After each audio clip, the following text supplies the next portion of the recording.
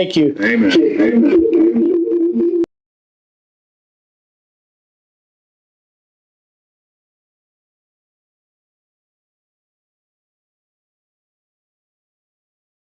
It's a great.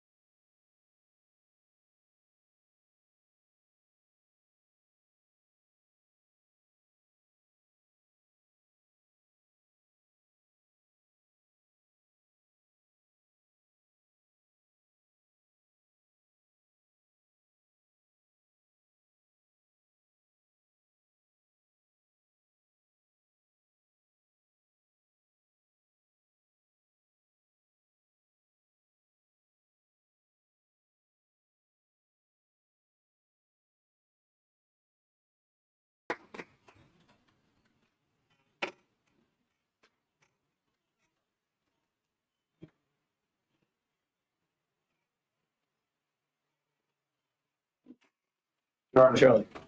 Sam wants to take a picture. Sam wants a picture. Yes.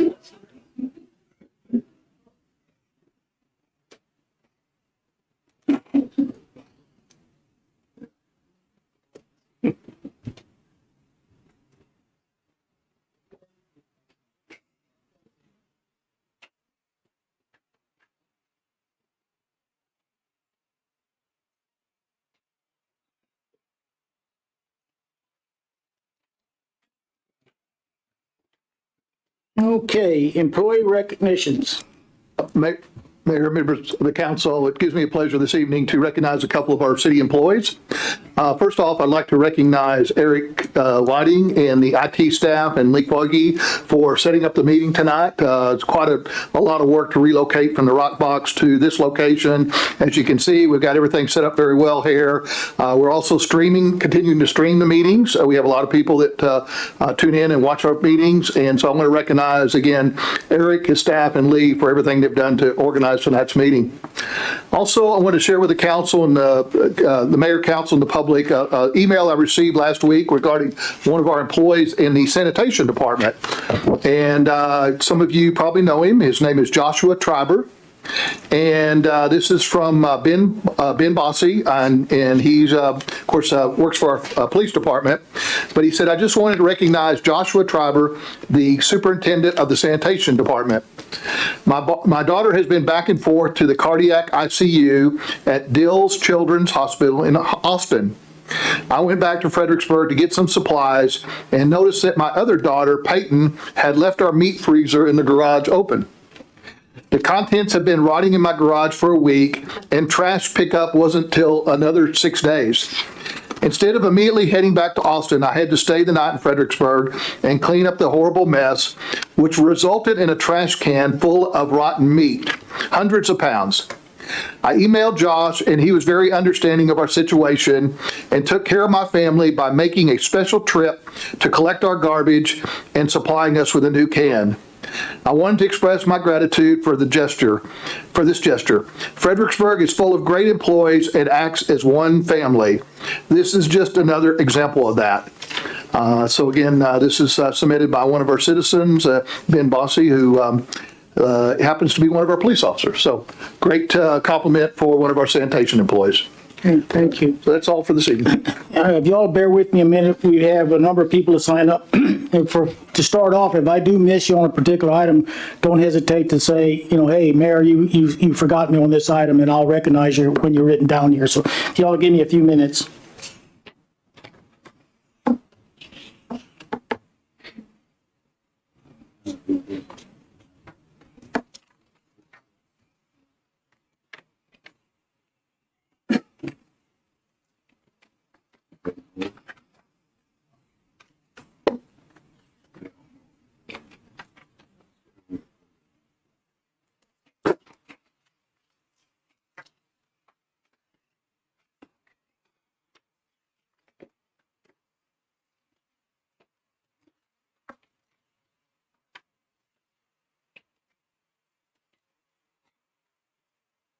Okay, I think I got it. I believe several of you all have signed up for the public comment, and several of you all have signed up for specific agenda items. So the first person that is, I believe, signed up for the public comment is Annette Bennett for prayer. When you come up, you'll have 3 minutes. We have a little bit different format, not really. You'll have a clock in front of you. You have a timer in front of you right there, okay? And you'll have a 1-minute warning with a nice little, okay. And when you come up, you'll give us your name again, and if you're a city citizen for the record. I don't think, is it on? I don't think so. That's on, are you?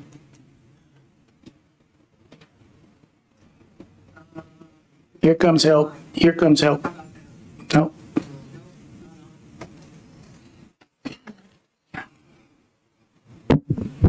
Okay. All right. How about that? Good. Yes, my name is Annette Bennett, and I'm a resident of Fredericksburg. And I would like to remind the City Council tonight that the founders of America came here for religious freedom and to escape the tyranny of their home countries. They had seen what an all-powerful government could do.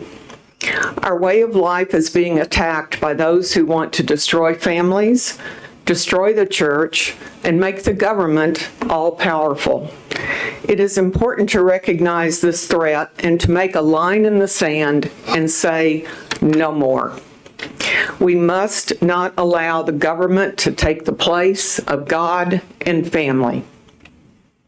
Acknowledging that there is a higher power and that we are guided by morals and principles of that higher power is important to the health and continuation of our representative republic form of government.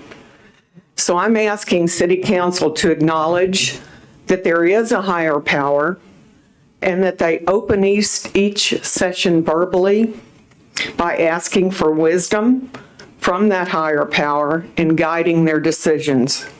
Then after asking for guidance from God, they should ask for guidance and input from their citizens. These two things should be done before issues are discussed and voted on by City Council. Thank you. Thank you, Matt. Okay.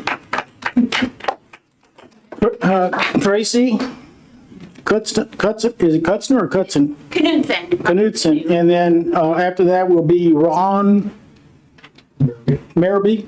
Okay. And again, Tracy will give your name and if you're a city resident or not. Okay. Hi, good evening. I'm Tracy Knudsen, and my husband and I have called Fredericksburg our home since 1999. Thank you for the opportunity to address you this evening over what I believe is the most important discussion we could ever have. I'm living proof that prayer works, because without the power of God, I wouldn't have the strength or the courage to come up and speak with y'all this evening. This is very uncomfortable for me. God told me to do it though, so I'm obeying. God created each and every one of us, and He wants to be involved in everything and help us in everything.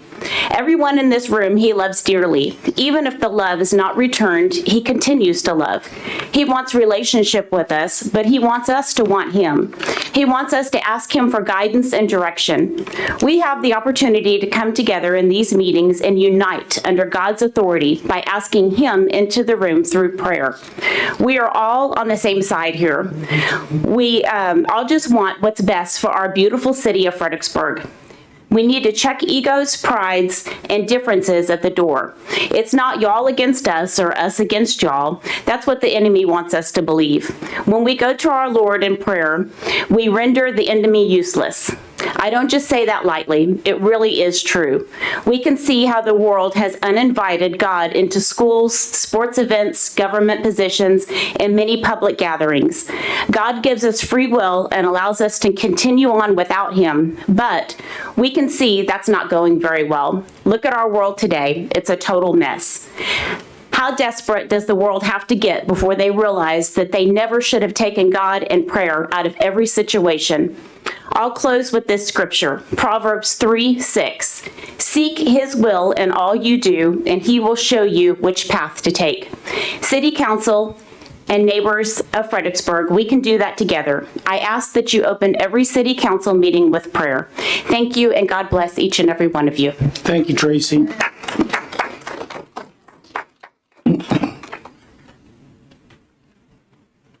Ron? And then Tom Marshall. Again, Ron, if you'll give your name for the record and if you're a city resident. Ron Murby. I'm a resident since 1997. And I'm a board member for Fredericksburg Junior Golf. Previously, it was Friends of Ladybird. And I came to compliment you folks and especially some of the old timers that were here when it happened, Tom. So hiring that company to run the golf course. They have just done an outstanding job. And I'm also a member of the senior golfers, and we're all pleased. So, I mean, I haven't found any, especially now, I really want to compliment them over the work they've done in those new bunkers, because the only real complaint we ever got, well, I can't say that. I am so happy now to be able to get the paper on Wednesday without tightening muscles and having to read about the golf course, because all that's gone away since we've hired them. And I'm sure those of you that were back then realize that's a real feather in the cap. But they've done such a professional and good job on those bunkers that that's no longer going to be a problem. So as soon as we can get some grass grown back that got killed out by the February, whatever it was that froze everything up, we'll be in really good shape. So I just want to thank you again.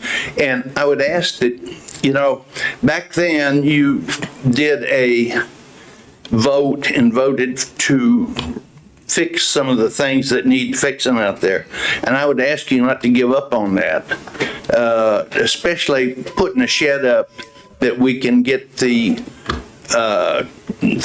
carts changed over to electric carts and get to be just a little more green, I guess.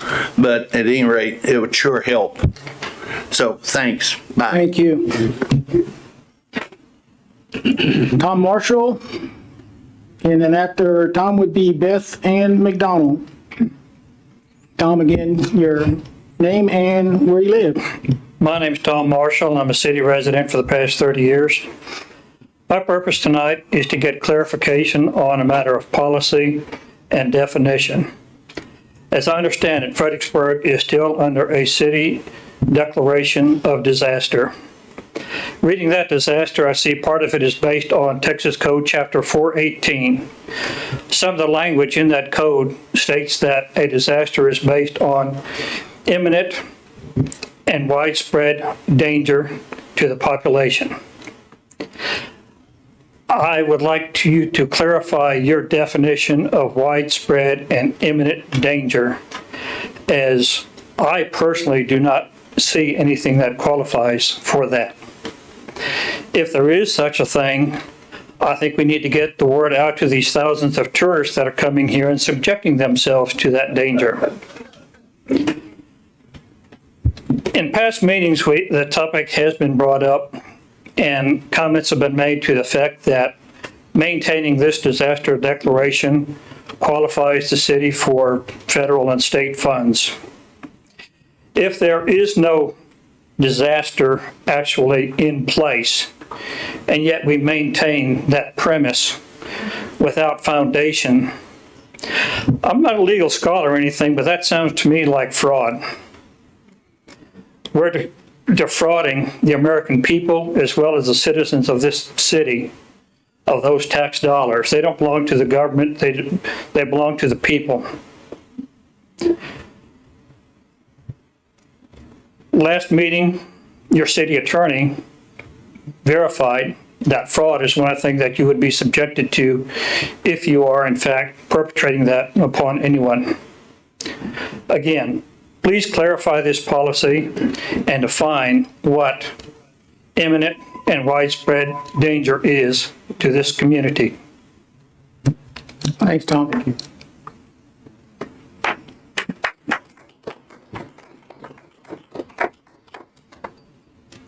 Okay, Beth, you're up. And then Tanya Benson. I'm sorry, my name's Beth Ann McDonald. I live here in the city. Can you speak closer maybe to the mic? Okay, is that better? Yes. Okay. Thank you. So I live here in the city. I just want to say it's really nice to be back here in the law enforcement center. It feels like getting back to normal again. I was on Main Street this weekend for a bake sale, and it felt very normal. Lots of people. It was great. And it was a beautiful weekend. But I wanted to address the public comment period and just ask you to leave it here at the beginning. In the last election cycle, the issue of the lack of citizen trust in the council seemed to be a big concern.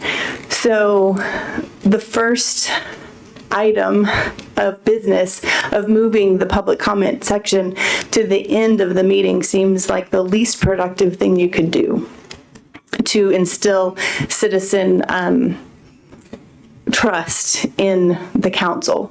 So I would just ask you to leave it where it is so that you can hear what we have to say before you vote. I know that the agenda items are also still available to be spoken about throughout the meeting, but I would just ask that you keep the public comment section at the beginning of the meeting. So thank you. Thank you. Okay, Tanya. And after Tanya would be Jeanette. Okay, and of your name and if you're a city resident. Yes, my name is Tanya Benson, and I am a city resident. I wanted to address a recent topic of the oath of office. There are two foundational elements of being an elected official: the oath of office and the purpose of government.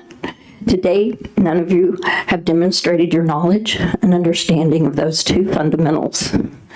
The oath of office says, "I do solemnly swear that I will faithfully execute the duties of the office of the state of Texas and will, to the best of my ability, preserve, protect, and defend the Constitution and laws of the United States and of this state, so help me God." Why do so many not understand what it means to pull the oath, do not understand the purpose of government?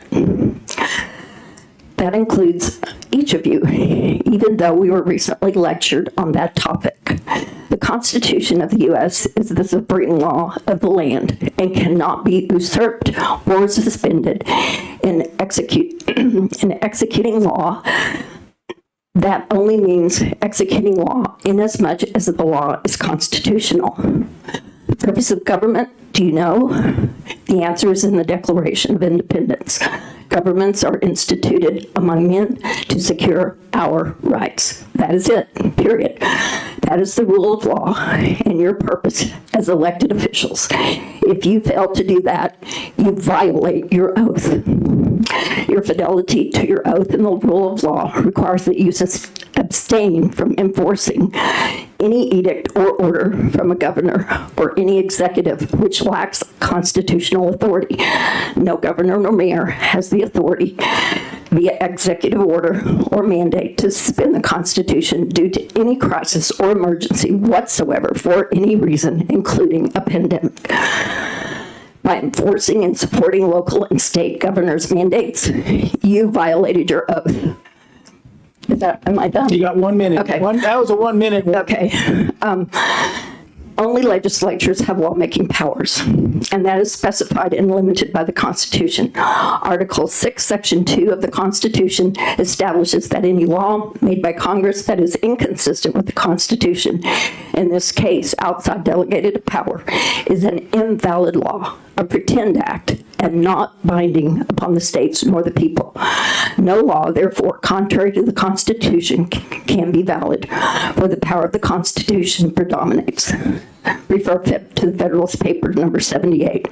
We have a constitutional republic, form of government of the people, by the people, for the people. May I remind you of George Mason's words, no free government nor the blessings of liberty can be preserved to any people, but by a frequent recurrence to fundamental principles. The bottom line is, we the people, sheriffs and elected officials, cannot protect and defend rights if we do not know them. And know our founding documents. Tanya. If you don't know your rights, you don't have any. Thank you, Tanya. Appreciate it. Okay, we have Jeanette and then Timothy Ellis Riley. Jeanette? Again, your name and if you're a city resident, Jeanette. Yes, it's Jeanette Marmuth. I'm at 206 East College Street.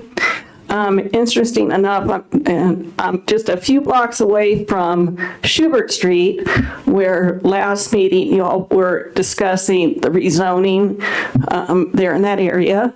And I just wanted to commend the council for their unanimous decision to protect the neighborhoods from being overdeveloped and to preserving,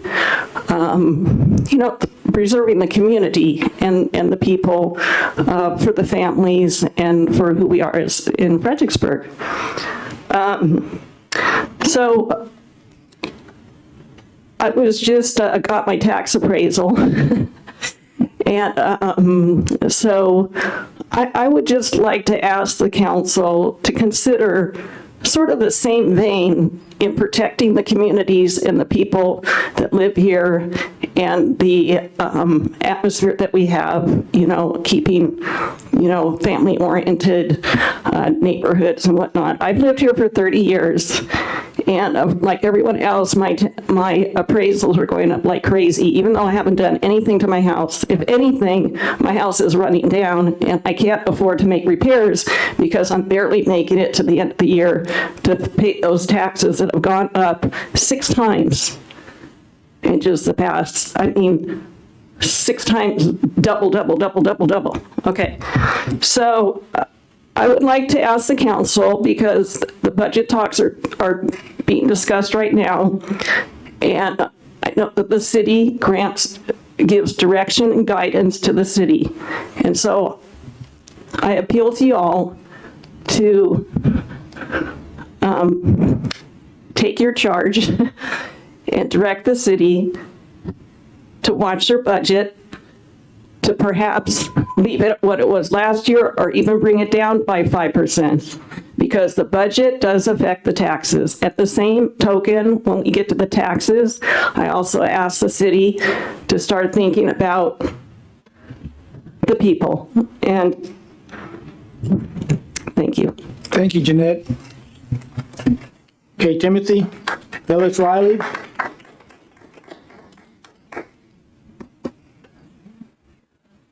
Again, your name and if you're a citizen of Fredericksburg, sir. Yes, sir. Thank you very much. you.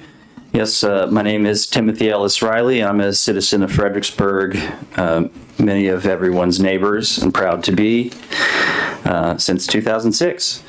The first quick thing is on 8A, which usually I'd sign up again to talk, but it didn't happen tonight. I was at the last workshop, well, not the last one. You guys had a workshop meeting this morning. I hope that was fun, touring the middle school. But the last workshop meeting at the LBJ Park, we were talking about procedures of these meetings. And I would say that already, y'all used to be actually up higher on a podium thing, so I'd say that that's awesome. You're down on the ground, but this podium here isn't helping. There's a lot of separation. I would encourage you to maybe make this podium something to be sat at, at your level. And I'm not, we're all learning what this technology means and its necessity. But even when you were presenting the document, there's a lot of separation here, and that's what I was hoping to hear y'all talk about at that workshop meeting. A lot more detailed scenarios in terms of how to make this easier to speak with y'all, because man, I do this a lot, and this is a big part of my life. And by the time anyone gets up and speaks up here, you get worked up. People are talking. I come up with one thing to say, and then by the time I get up here, there's 20 things to say. So, but the big thing is it's to be at the table is kind of the point. So as these meetings progress, and I'm happy for them to be here, it wasn't about Rockbox. It's that Rockbox actually presented a better situation in terms of lack of separation. In that workshop meeting, and I heard that Mr. Keeney did mention this at the end of the meeting, y'all were facing away from the citizens, and you talked about us for 20 minutes, saying we mattered. And then, I was just 1 minute late to that meeting, so I didn't get to sign up to speak. And I don't know, this thing beeping at me, I'd be much more comfortable. Yes, sir. I'd be much more comfortable with a human telling me something. But there was only 2 people that spoke at that workshop meeting, Mr. Studer being one of them. And, it was about prayer, which people talked about before. And, in those situations when there's only 2 people talking, and Mr. Studer is going to just use his time as best as he can, you still found yourself cutting him off. And, there's just a lot of finesse and, technique and bringing us to the table. And so I encourage you to do that. STR sessions, in my last 15 seconds, I would say that I would encourage you to challenge our amazing employees of the city to get those words out there, vote on something, change it the next meeting. Thank you for my time. I appreciate it. Thank you.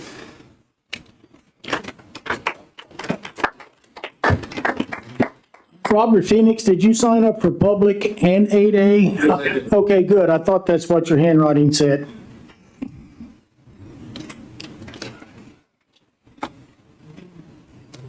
And again, your name and if you're a city resident, Robert. My name is Robert Phoenix, and I live at 540 Elgin Barrens Road. I just wanted to say thank you, Charlie, Mayor Keeney, for your leadership. You have displayed a really calm and balanced approach since you've been mayor. And I think you took charge during a very tumultuous time. And you've always been in the lead. You were the first person to take the face diaper off, and I commend you for that. And I believe that you were instrumental in getting the meetings back in the public space. Even though I'm not part of your process, I would assume that you were part of that. And even though you and I have never met officially offline, we did have a little chat there at the fish fry. I know a lot of people have called you up and spent time with you. You've been really gracious and generous and patient with your time. So obviously I would love to see the emergency declaration ended. That will happen at some point in time. But right now I just want to say thank you. I think you've done a great job, and continue to be the steady hand that's guiding the city. Thank you. Thank you very much. Yep. Okay, I believe, well, thank you. According to what I have here, those were the only folks that signed up for public comment, but there are several of you who want to speak to certain agenda items. Is that correct? And I'll get to those when we get to the agenda items. I don't believe I missed anybody. Okay, thank you. Okay, we're going to move on now to item 6. The following items may be acted upon in a single motion. No separate discussion or action or any of these items will be held unless pulled from at the request of the member of the city council. A, consider the approval of the city council minutes May 17, 2021 special meeting. I, May 17, 2021 regular meeting. I, May 19, 2021 workshop meeting. Do we need to pull any one of these? If not, I'll entertain a motion to accept as presented. Mayor, we need to pull the Monday, May 17th special meeting and regular meeting. Okay. We'll pull those two out. Those who would like to approve then the May 17, 2021 special meeting, all those in favor? I need a motion, a motion to approve that one. Move to approve. Here in a second. Second. Okay, second by Kathy. All those in favor? Aye. Motion carries. Okay, let's look at I and I. Okay, on the Monday, May 17th special meeting, in the agenda, it says members present. It has Councilmember Kathy O'Neill. That needs to be stricken from the record. She was not sworn in. And then it said members absent. It says none, but Councilmember Polly Rickert was absent at that meeting. So we'll make those changes. And then on the regular council meeting on May 17th, in agenda packet page 12, at the top, it said Terry Walsh, city resident. Walsh is misspelled. It should be W-A-L-C-H.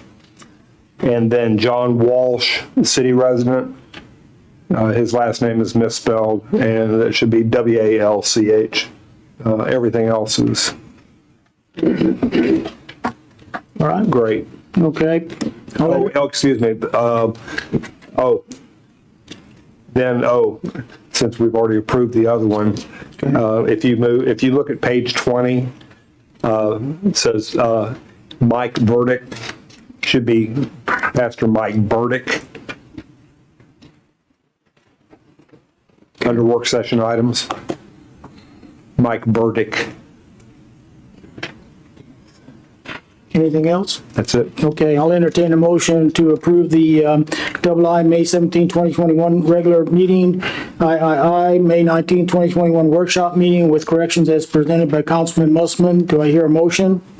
So moved. I have a motion by Bobby, a second by Tom. Any further discussion? Being none, all those in favor? Aye. Motion carries 5-0.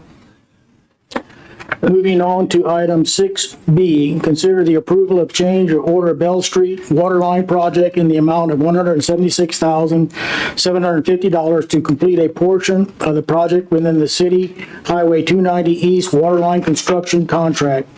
Chris Canese. Oh. Good evening, council. This evening's presentation. Can't hear you. Sorry. Good evening, council. Is that better? Thank you. Yeah. This evening's presentation is on the Bell Street water line. This particular project is a project identified in your fiscal year 2021 budget. A little later on in this evening's meeting, we actually have a budget amendment to decrease this overall project budget. We've gotten some proposals included here in your packet this evening. Those proposals are equal to just under $180,000, and in the project budget we have $225,000. A portion of this water line project is being completed by city staff, by the water department. In fact, 6 blocks of Bell Street water line project are being completed by the water department. So just materials were purchased out of last year's budget for that particular project, or for this particular project. The portion that I'm asking for the change order on tonight is the portion from the South Heights Pump Street, which is located on North Eagle, down to the Bell Street, Eagle Street intersection, right there by the old Koozies cooler. That portion is about 460 feet of pipe, and it does include a bore underneath Main Street, which is more of a specialized construction requiring different equipment that we in the water department don't have. Because we do have the contractor out on 290 East working on our large water line project, we thought, well, this would be a good opportunity to provide a change order to him since he's here and save those mobilization costs and get him in to do that portion of the Bell Street project. So that's why I've requested or recommending the council consider approving this change order to put it underneath that existing contract with Chromex Construction Company and allow him to relocate and do that portion of Bell Street. And I'd be happy to answer any questions if you have any. Okay, thank you. Tom, questions? No questions. Kathy? No, nothing. Chris, tell them about, what we're putting under Main Street, the enlarged pipe underneath that. If we have to come back underneath Main Street, we won't have to tear it up again. We can just. So the reason for this project, the Bell Street water line is actually a kind of a transmission main, although we do have services off of it. It is a transmission main between the South Heights pump station or storage tank over to Windcrest. Currently, there's a 10-inch diameter pipe that is providing this transmission capacity. We're looking to increase that. As I mentioned, the water department's completing a portion of that in Bell Street. That's increasing to a 12-inch, but we have some 16-inch diameter pipe over by the pump station that we're installing as part of this proposed change order. The bore underneath Main Street, we're proposing a 24-inch casing pipe with a 12-inch carrier pipe. That 24-inch casing pipe will allow us a little bit of flexibility in the future, and I'm not talking in the next 5 years, but well down the road, that casing pipe will be in place where we don't have to bore back underneath Main Street. We can reinsert a larger carrier pipe in the future if need be. So just saves working with TxDOT and getting that bore complete right now instead of having to go and enlarge that, 20 years from now or what have you. So, Bobby? No questions. Okay, I don't have any either. So with that being said, we'll entertain a motion. I move that we approve the change order to Chromex Construction Company equal to $176,750 to complete a portion of the Bell Street water line within the city's Highway 290 East water line construction contract. Okay, I have a motion by Tom. Do I have a second? Second. Second by Bobby. Any further discussion? There being none, all those in favor? Aye. Motion carries 5-0. thank you. Yeah, thank you. Item number 7A, I'm going to read it, and then we have one person that has signed up to speak to that before we get into it, and that'd be James McDonald. 7A, consider the approval of ordinance 2021-11, adopting and approving the amendments to the city budget for the fiscal year beginning October 1, 2020, and ending September the 30th, 2021, and making the amended appropriations for each department and account. Council may, first of two readings, the council may waive the second reading. So James, you're up. And again, I know, hate to say who you are and if you live in the city. Sure enough. Thank you. My name is James McDonald. I am a citizen of Fredericksburg. The reason for my comment tonight on 7A in particular has to do with the TMRS increase. I would ask that this ordinance be declined and further discussion made about it.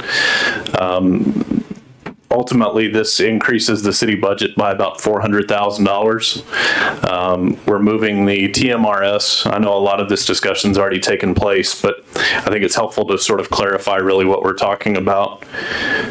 So we're going from a 6% to a 7% commitment on behalf of the city employees. And my understanding in talking to city staff is there's no stair-stepped approach. So city staff either contributes 7% or none.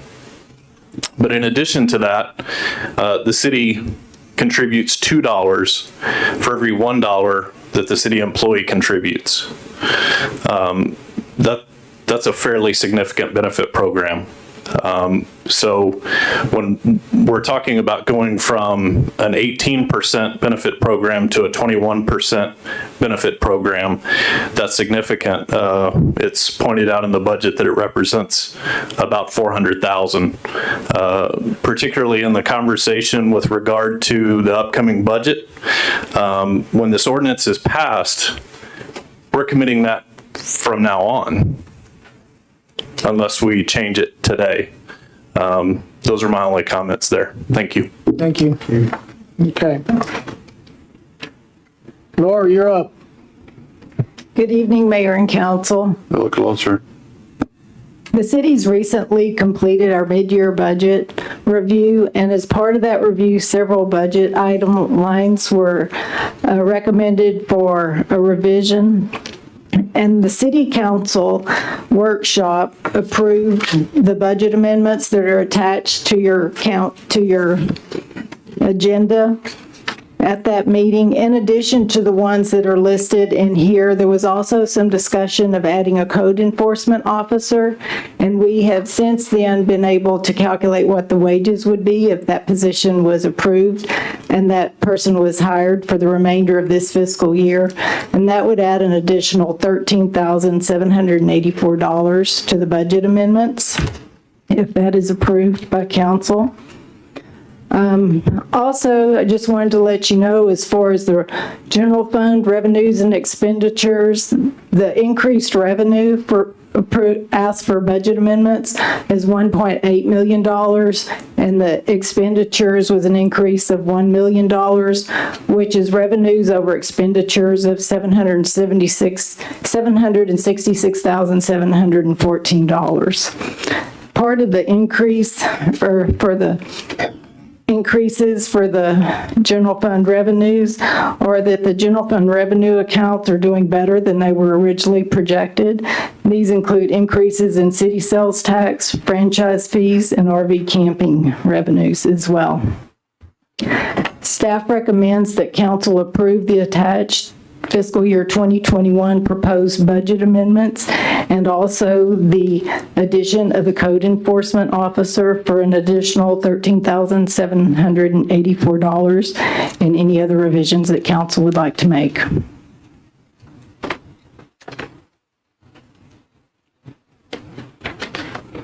Okay, questions? Do we have to separately discuss the code enforcement officer? Well, if you make a motion tonight to approve the listing of budget items, you need to add that to the listing. So the motion would need to add to approve the budget amendments proposed with the addition of $13,784 to add a code enforcement officer for the rest of this year.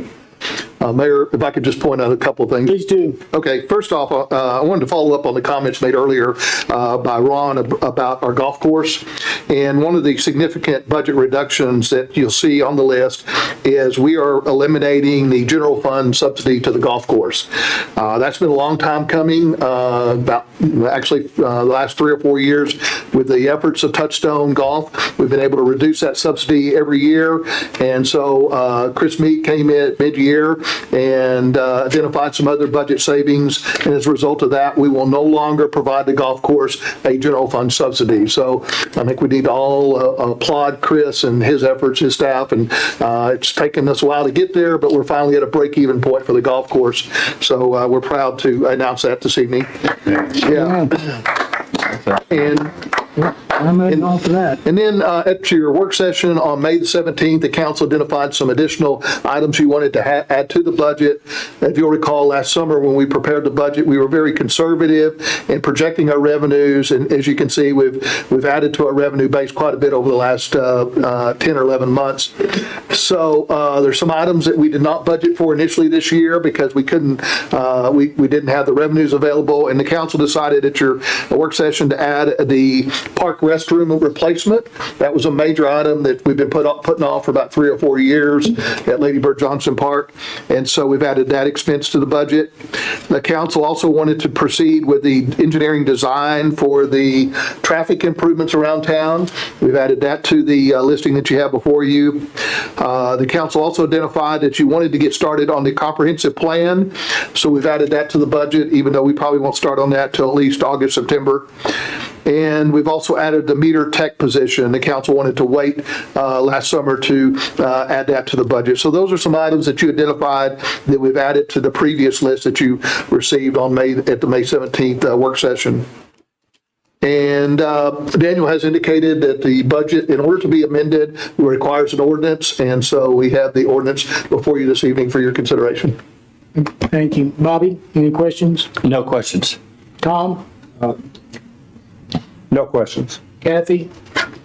No questions, but I would encourage us to include the code enforcement officer in the budget at $13,784, since we got comments about that at the last SDR meetings, or public meetings from both sides, SDR owners and residents.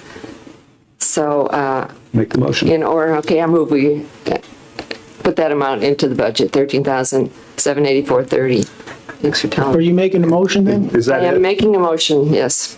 Just for the 13,784 or to the rest of the budget amendments with it? To the rest of the budget with it. Okay. Okay, I have a motion by Kathy. Kent's got to come. Kent's got Let's see if there's a second first. Oh, I'll second that motion. Second by Tom. Any further discussion? Mayor, I also wanted to respond to the comments made by Mr. McDonald, and for the public, and I know the council's aware of that, the TMRS benefits he's alluded to has already been approved by ordinance by the council last December. So that is already in place. It was started January 1st of this year. So the council this evening is not approving an increase in TMRS benefits. All they're doing is allocating the money to cover those benefits. If you did not include that in the budget at this time, then we would basically have a deficit budget. And so you're basically covering the ordinance that you already adopted. So if you decided not to add that to your budget tonight, we would still have the TMRS benefits in place. We would just not have the money to pay for them. Okay, thank you. Jared, you didn't get a chance. You have anything you'd like to comment about?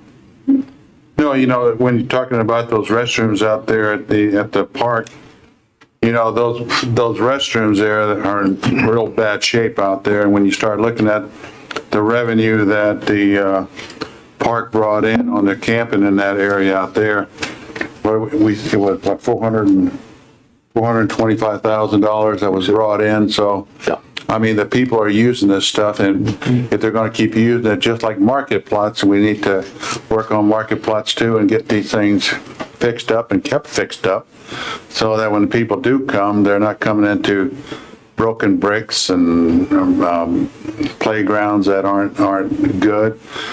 These are things that we got to look at, and out at the park, we need to get those restrooms up to snuff, because they're bad, and with this here, this will make it a lot nicer for the campers. Thank you, Jerry. Any further discussion? If not, all those in favor of the motion? Mayor, I'm sorry. I'm sorry, go ahead. On the agenda, it's indicated as the first of two readings. Yes. So the council may want to consider waiving the second reading if you're going to take action tonight. Okay. Will you amend your motion to waive the second I'll reading? amend my motion to waive the second reading. Thank you. Okay. We have a motion and amend motion to waive the second reading. Any further discussion? Wait, I need a second.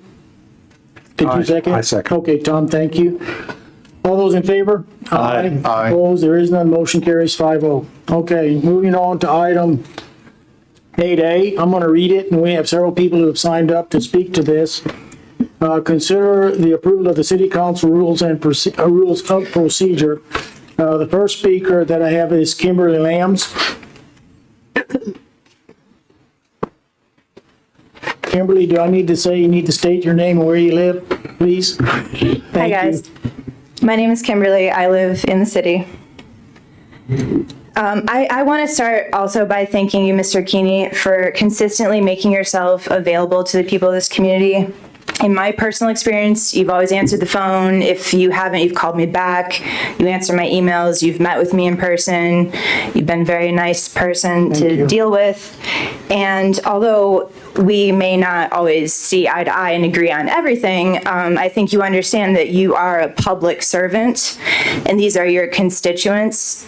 And some of your constituents may agree with every single thing you say, and some of them may disagree with every single thing you say. But I think that you understand that every single one of us has a right to participate in our local government. And this right should be encouraged. It shouldn't be put to the back of the bus, the back of the line, so that every other priority tops that of the voice of the people. Actions speak louder than words. This is something my mom used to tell me all the time when I was growing up.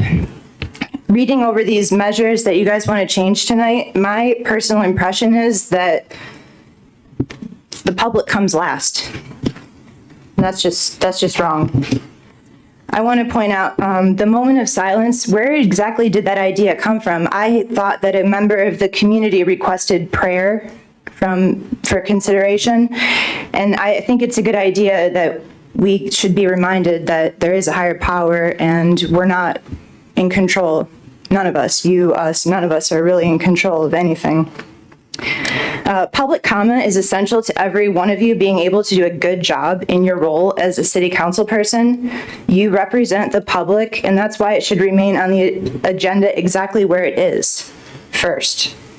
Please don't make another hurdle for people to jump through in order to participate in their local government. And also asking that speakers must only address the city council and not the audience. I don't really understand why that is on there as a rule. To me, it seems kind of like a violation of the First Amendment of the Bill of Rights of Freedom of Speech, where it says,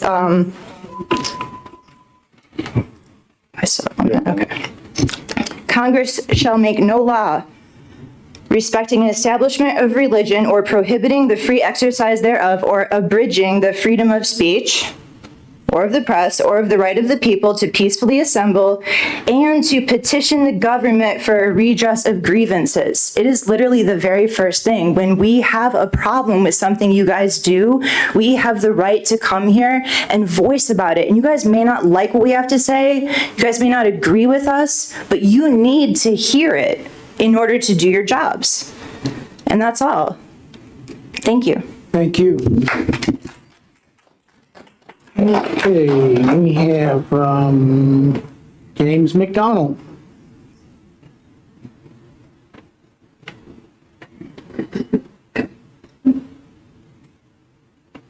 And then Tom Marshall, you would be next. Hey, my name's James McDonald. Didn't change your name. I'm still a citizen. Yeah, so my comments are really in reference to moving the public comment period to the back of the meeting. Mr. Watson, you had mentioned or published in your thank you letter to the voters that one of the things that you recognized was better communication toward the citizens. And I think keeping the public comment period at the front is part and parcel to that. Mr. Keeney, you've always been in favor of this, and I appreciate that. But I certainly think it's important to keep it at the front. I recognize that there's a lot of comments that seem to say the same thing over and over and over. You know, sometimes I don't care for it much either, but I recognize that it's a right. So that's all I have. Thank you. Thank you. Okay, Tom, you're up, and then George Studer. Tom? Tom Marshall, I am a citizen of Fredericksburg. My question about the public comments is, who is the change supposed to serve? It doesn't sound like you're serving the community by requiring them to sit through the meeting and make comments afterward. On the other hand, I see a benefit in, after having attended a meeting, being able to comment about the events during that meeting. I would like to maybe propose an amendment or a change to the change, that there be a pre-meeting public comment and a post-meeting comment. For example, the last meeting when you denied the change for the Schubert Street over there, that's something I would have got up and said, thank you all for doing that right then and there. And I think that immediate feedback is something that all the people and the council could benefit from. And if there's something that you do that people don't like, you need to know that as well. Anyway, yeah, I would think let's keep them before meeting, but consider, you know, a post-meeting comment as well. Thank you. Thank you, Tom. George?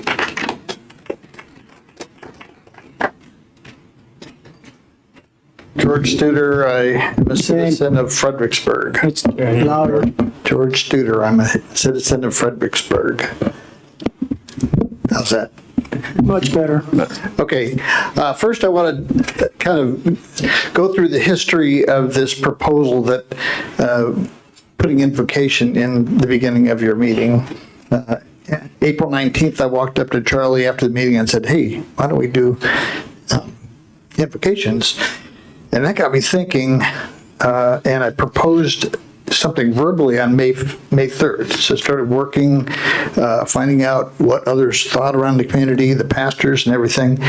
And I targeted May 19th in your workshop to bring in the results of, a couple dozen pastors and volunteers. I got them to, physically tell me we would volunteer to speak. We know what an invocation is. It's not a preaching. We know what the Supreme Court says. We're going to be, these are people who knew what they're doing. I proposed the invocation and I gave you the written paper, and I sent it again tonight so you'd have it. And with the support of three different pastors that came, Pastor Bubba Stahl and Pastor Burdick and Cody Carnett in the audience. And, one of the things Pastor Bubba said, he's the First Baptist Church, he said, I sat through this whole meeting and I realized we need to be praying during the whole meeting, not just not just an invocation. There's decisions being made during the whole time. And that got me thinking, how can I be asking you guys to do an invocation when I'm sitting there in the audience just listening like a bump on the log and not praying myself? And so that's one thing. If you decide not to do an invocation, when I'm here, there's going to be prayer in the room. So Mayor Keeney, this is what really happened for the benefit of everybody else on that meeting. First, Mayor Keeney came on with a strong support for it. And then Bobby came along and said, yeah, I support that invocation. And then one of the council persons proposed a moment of silence, and there was a little bit of discussion, but I didn't really hear a lot of pros and cons about the moment of silence versus not, versus invocation. Not a lot of conversation about, not doing anything. What's the benefit of doing a moment of silence? I just didn't hear that pros and cons. And yet I had put in a month's worth of work on the invocation proposal. And suddenly the consensus was 3-2, to do a moment of silence. And I didn't really get the assessment. George, are you about there? Your time's up. Oh. Go ahead. I'll give you one sentence to finish up. Okay. So I'm advocating taking a look at the three options: do nothing, do an invocation, do a moment of silence, as opposed to moment of silence or nothing. Thanks, George. Okay. Appreciate it. Okay, Timothy. And then the last person that signed up for this would be Mr. Phoenix. Who else did? Okay, Jeanette. We'll let Timothy come up first. Thanks for that, Jeanette. Appreciate it. Well, aren't I lucky? I won the lottery. Mr. Marshall's idea is on my paper right here, so he got to say it first, but I definitely think public comment before and after, encourage us to stay after the executive session. It's always a good way to clear the room, right? So I think, the more comments, the better. And I've also promoted more meetings, no reason why we can't have more of these meetings to all practice together.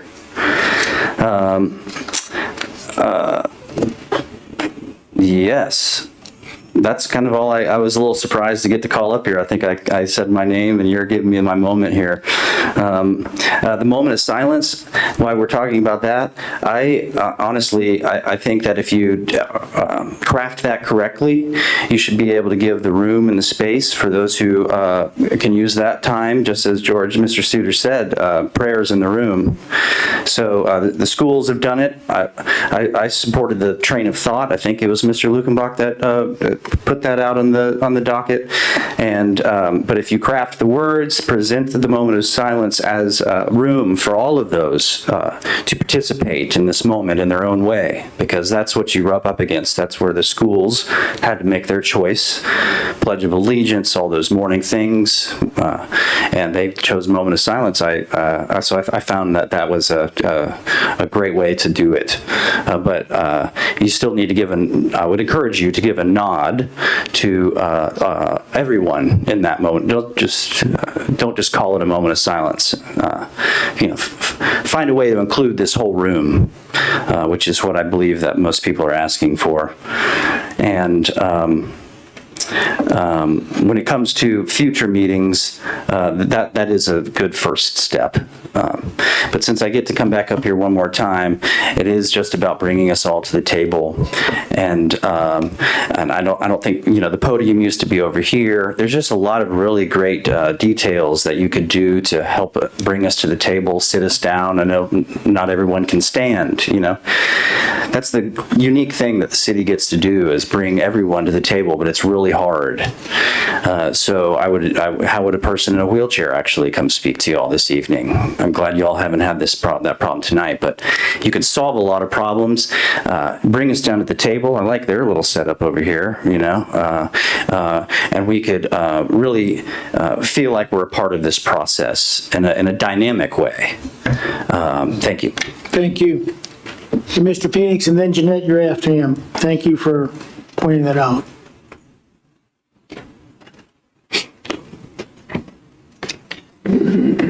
Robert Phoenix, 540 Elgin Barons Road.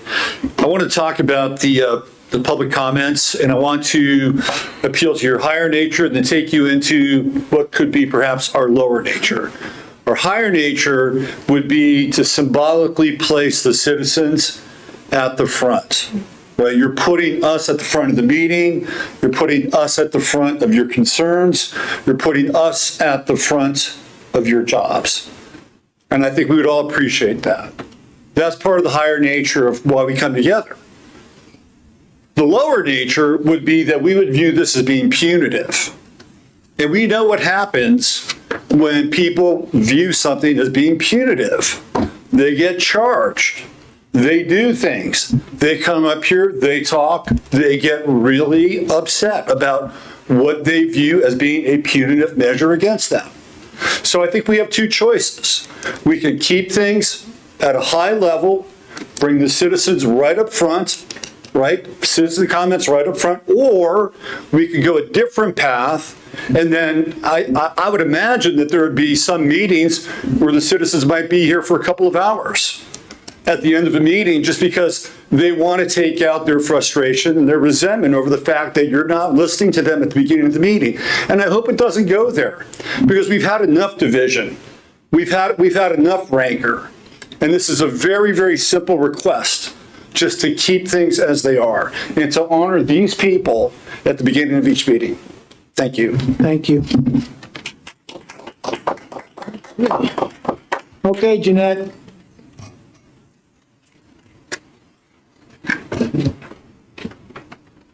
Thank you, Jeanette Hormuth. Still live in Fredericksburg, if I can afford it. I want to say, a citizen came forward and gave this idea about having a prayer before an invocation before the city council. I think it's a wonderful idea. I don't understand how, when something was proposed, all of a sudden you're talking about a moment of silence. The two are not the same.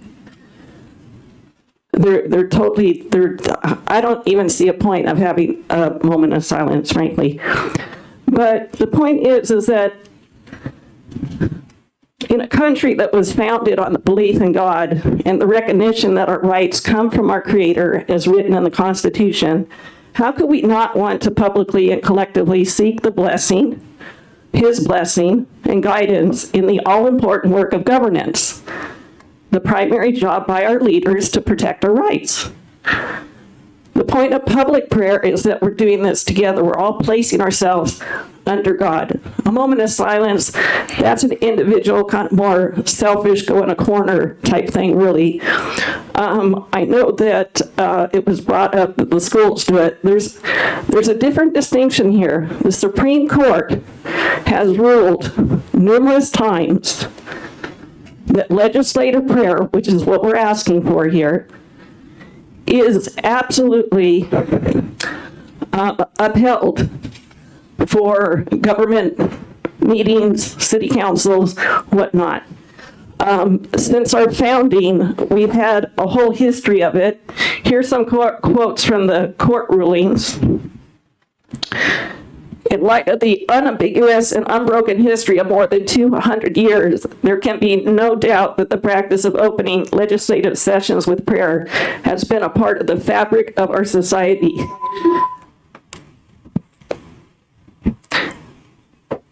The court examined the history of the U.S. Congress itself, noting a tradition of opening sessions with prayer that dated back to 1774. The court's historical study of the practice of legislative prayers indicated that Congress authorized the use of publicly funded legislative chaplains within days of approving the First Amendment as part of the Bill of Rights. Congress has had legislative prayer at the beginning, ever since they've been in existence. Same thing with the Texas legislature. Fredericksburg, the first building built was the Varenskirche, which was the first church. It was used by many different denominations, but it was also the town hall. So I just ask that that we start out with prayer. I think that it would be a good thing. And heck, we say the Pledge of Allegiance, one nation under God. Why wouldn't we use a prayer? Last thing is I am for public comments. Oh, my time's up. Yes, it is. Public comments at the beginning for all the same reasons everybody stated. Thank you. Thank you, Jeanette. Okay, I believe that was the last of the folks that had signed up for that particular agenda item. So with that being said, Kent? Okay, Mayor and Council, if you'll recall at your May 17th work session, this is an item that the council discussed at length. And every year following the election, that council usually revisits what's called rules of procedure to see if you want to make any changes. And so following the discussion at your work session, the council identified 4 areas of the rules of procedure that you want to consider for changing. And so those are the 4 items that you have listed on page 41 of your agenda packet. And the council may want to vote on these individually, or you may want to vote on these as a group. The 4 items you talked about was adding a moment of silence or reflection at the beginning of the council meeting following the Pledge of Allegiance. Number 2, move the public comment period on the agenda to follow the city manager's comments towards the end of the agenda. And then number 3 is add language to require speakers during the public comment period to state whether they are a city resident rather than providing their address. The council is concerned providing their address might be some sensitive information for them to provide. So just for them to say whether or not they're a city resident. And then last, to add language to require that speakers address the city council rather than the audience. This was due to the fact that several speakers at the Rock Box were turning to the audience and speaking to the audience and not speaking to the council. And so that was where that recommendation came from. So those are the 4 items that came out of the work session. At this point, Mayor and council will be glad to respond to any questions, or we'll be glad to entertain a motion. Jerry? You know, when they talk about footsteps in the sand, the good Lord has carried me a whole lot. And I tell you what, I know my footsteps would be like the cattle trail up to Oklahoma, because, you know, he's been there for me. And I believe in the Lord and everything else, but I still would go for a moment of reflection or a moment of silence, because you're going to have other groups of people out there that do not believe in Christ, and you're not going to please everybody. And I just feel like if we had a moment of silence, the good Lord hears you anyway. So I would say I would like to stick with the moment of silence. Any comments on the others? Items? Oh, on the other? Yeah, well, I got your going there on 1, 2, Public 3, comment, 4. I agree with, like Robert and them here have it at the beginning. I'd still like that we can listen to their comments before we do vote on anything or go through the process. And they can also comment during the time when that ordinance is coming up or whatever we're doing at that time. Require a speaker to come whether you're, and just say whether you're a resident of Fredericksburg, that's fine with me. And address the council. If they're going to address council, address council. If they want to talk to the crowd, they can go outside and talk to the crowd as far as I'm concerned. Okay. Bobby? I'll just run down the list. As far as silence or invocation, I've stated I'd prefer invocation, but I'd accept a moment of silence for the reason that Jerry just gave. Not everybody's a Christian, but out of respect for all the citizens of Fredericksburg, a moment of silence might be good, but if we decide to have invocation, I'm fine with that. Move public comment to the end. A lot of y'all haven't, public comment used to be at the end for years. And it wasn't until recently that we moved it to the beginning. After hearing your comments tonight, I was leaning towards the end of the meeting, but I've changed my mind and I'd prefer to keep the public comments at the beginning. Okay. I think we're already doing number 3. And number 4, if you're coming to the city council to address us, then I think you should address us, and it's and not use this as a public forum to address the audience. Thank you. Okay. Tom? I'm in favor of the 4 items as presented. Okay, thank you. Kathy? I am as well in favor of the 4 items as presented. Okay. I'd like to throw my opinion on this. First of all, I would hope that we would be able to pull each one of these items out for a vote so the citizenry of our town will know where I at least stand on these items. On number 1, I am a firm believer in prayer. I agree with Jerry. I would have a really long track that the good Lord has provided me with prayer. I had our city manager go to surrounding cities that do prayer. And there was no adverse reaction from the responses that we received, if that's a fair comment, Kent. I also do believe that every state constitution has in its constitution God or a reference to a higher power. The United States Congress put under God in our Pledge of Allegiance in 1954. Thank you, Kathy, for letting me know that, or at least letting me research that. God has been an important part of our community. Our community is a Christian community. We can't please everybody every time. I think some of you folks already alluded to that tonight. Would I be in discord if I lived in a Muslim community and they wanted to have a Muslim prayer at their meetings? I would have no fault with that, because you know what? I live in a Muslim community that they have their worship process. So I'm a strong believer in prayer. I would hope that council would reconsider that. I would hope that when we could have a item by item vote, because I would vote not for the moment of silence, because I would want prayer as the number 1 choice. Although I think the moment of silence is certainly a compromise, but I would certainly push for prayer first. Public comment, you know where I stand on that. I've been on the other side of the fence for many, many years. I've been in public service since 1978, dealing with people from all walks of life, from all over the country, all over this city of Fredericksburg and the county. I think it's critical for me to hear what you have to say, and I think the comment was made. We may not always agree what you say, but I think it's very, very important to hear what you have to say. George Studer brought that up about prayer. When he first brought that up, the first thing I thought about was, United States Supreme Court's already said you can't do it. First thing I did is I got on the website and said, oh no, that's wrong. We can do it. So George, thank you for bringing that to or at least to my attention. language required for speakers, that they're city residents. I'm real concerned about personal safety these days. I don't think we should have it out there where you exactly live. They can find that on public records anywhere they want, so let them do the research. Language that requires to address the city council and the audience. When those instances occur, I feel like I'm disconnected from that speaker.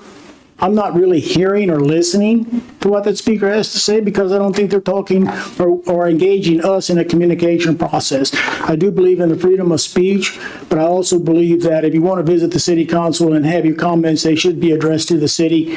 With our speaker system, I think the public can hear almost everything that a speaker has to say. So with that being said, you know where I stand, and with that, I would hope the council would agree to not do a blanket passing of this, but to do a line item. It'd be fine with me. Okay, is that good? It's something y'all will entertain? I'll entertain a motion.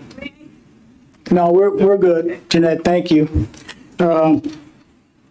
Do we need a motion to pull those out, or can we do it? You're going to vote on each one of them separately. You need a motion for each one. No, do we need a motion to pull it out, or just go ahead and? You can just go ahead. Okay. So if that would be something that the council would entertain for me, I would ask somebody to do a motion on item number 1. Mayor, I move that we add a moment of silence and reflection at the beginning of the council meetings following the Pledge of Allegiance. Okay, I have a motion by Tom. Do I hear a second? I'll second. I have a second by Kathy. Any further discussion? Now, I would like all those in favor to say aye. Aye. Aye. All those opposed, same sign. Aye. Aye. Motion failed. Could I entertain another motion? Now, George, if we don't have a preacher here, you're going to get up here and say a prayer, right? No. You can do that. We're going to let council decide how we do this. You want to have a motion, please? I'll make a motion that we go ahead and have a prayer at the beginning after the allegiance. Invocation. Invocation. Thank you. Invocation, I apologize. Yeah, Lutheran. Okay, we have a motion. We haven't had a vote yet. Motion by Jerry, do I hear a second? Second. We have a second by Bobby. Any further discussion? I'm sorry, what was the motion? To add an invocation at the beginning before the meeting. We do it at Lions Club. Following the Pledge of Allegiance. No. Okay. Again, all those in favor? Aye. Aye. All those opposed? No. No. Okay, we have 2 opposed. That would be Tom and Kathy in favor, Jerry, Bobby, and Charlie. Motion carries 3-2. Okay.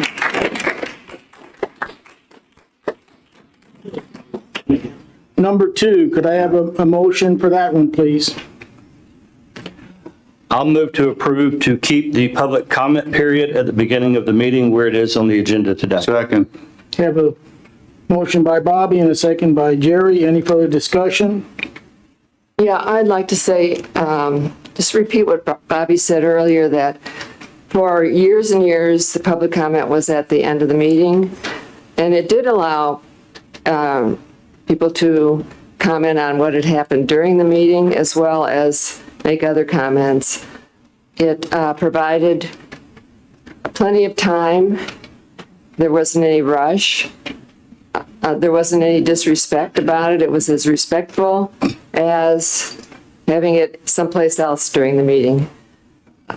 What it did allow, and this has nothing to do with priorities, but it has to do with respect for people who have to travel here to provide information on agenda items and then travel back at night. And it gives them an opportunity to do that a little earlier than they might otherwise have to if public comment were in the beginning. So I'm not going to, I understand what you're saying, that it's much more convenient for you. But I think it should also be really important for you to want to know what's going on at the meeting and want to stay through it if you're really interested in government and what the city council is doing. So there's absolutely no disrespect in my feelings about this. It's a matter of procedure and convenience and history, actually. So those are my comments. Well, the thing is too, I mean, if we didn't set a time limit on these people, when we had 100 people there, and if everybody took 5-10 minutes, we'd have to bring our sleeping bags. Anyway, you got to have a time frame on this stuff. We hear it from numerous people about the same comment on the same thing. And where the heck am I going with that? I don't know. But we do listen to you. There has been times when the time has run out and the mayor has allowed that individual to stand up here and speak even longer than they should. So, I mean, he's never cut you off. I don't know where all this we're jumping through hoops and freedom of speech and this here. It's just, we're letting you speak up and we're letting you speak your comments in that. And I don't know why that keeps coming up, but the mayor has always allowed everybody to go ahead and speak and get through their train of thought. Tom? I'd like to remind everyone that you do have, citizens do have the right and the obligation to speak to the council during specific agenda items that they have an interest in or that affect them. During my previous 7 years on the council, we had public comment was at the end of the meeting. Those people who stayed for the meeting offered constructive, most of the time, constructive criticism as to what we discussed during the meeting, gave us insights. I don't think there is any attempt by the city council, the city of Fredericksburg, to stifle any kind of public comment. And I believe that just as a procedure, it's probably in the best interest of orderly, running an orderly meeting to move it to the end, knowing that we're going to get comments throughout the evening. Thank you, Tom. Any further discussion? We have a motion by Jerry and a second by Bobby, right? Okay. Right. Are all those in favor of keeping the public comment period at the beginning of the meeting? Aye. Aye. Aye. All those opposed? Aye. Aye. We have 3 ayes, Jerry, Bobby, Charlie, 2 opposed, Tom and Kathy. Thank you for your vote. Number 3. Any comments on that one or not? So, point of clarification, so the motion to move the public comment period on the agenda, Leave it where it's at. to follow the city manager's comments, lawyer, is that failed. That's correct. Okay. That failed 3-2. That's correct. Okay. At least that's the way I understood it. Okay. Number 3, any additional comments on that one? Keep the address, just whether they're a citizen or not. Okay. Entertain a motion on number 3 then? I move to approve just that the speakers say whether they are resident of Fredericksburg or Gillespie County. I'll second that. Okay, a motion by Jerry, a second by Tom. Any further discussion? There being none, all those in favor? Aye. Motion carries 5-0. Number 4, any further discussion on this one? Add language to require speakers address the city council rather than the audience. I move to approve that. I have a motion by Jerry, second by Tom. Any further discussion? There being none, all those in favor? Aye. Aye, opposed? There is none. Motion carries 5-0. Thank you. Moving on to 8B. Consider the approval of professional service contract with Kimberly Horn and Associates Incorporated for professional engineering design services relating to the short-term operational safety improvements identified in the city transportation project impact study, TIS. Garrett? Oh, you're already there. Thank you. I'm here. Good evening, Mayor and Council. Garrett Bond with the Engineering Department. The city's traffic impact study that was completed by Kimberly Horn last summer included both short and medium-term transportation improvement projects. To try to complete the short-term projects in a timely fashion, we've been meeting with TxDOT over the past few months to discuss a possible partnership.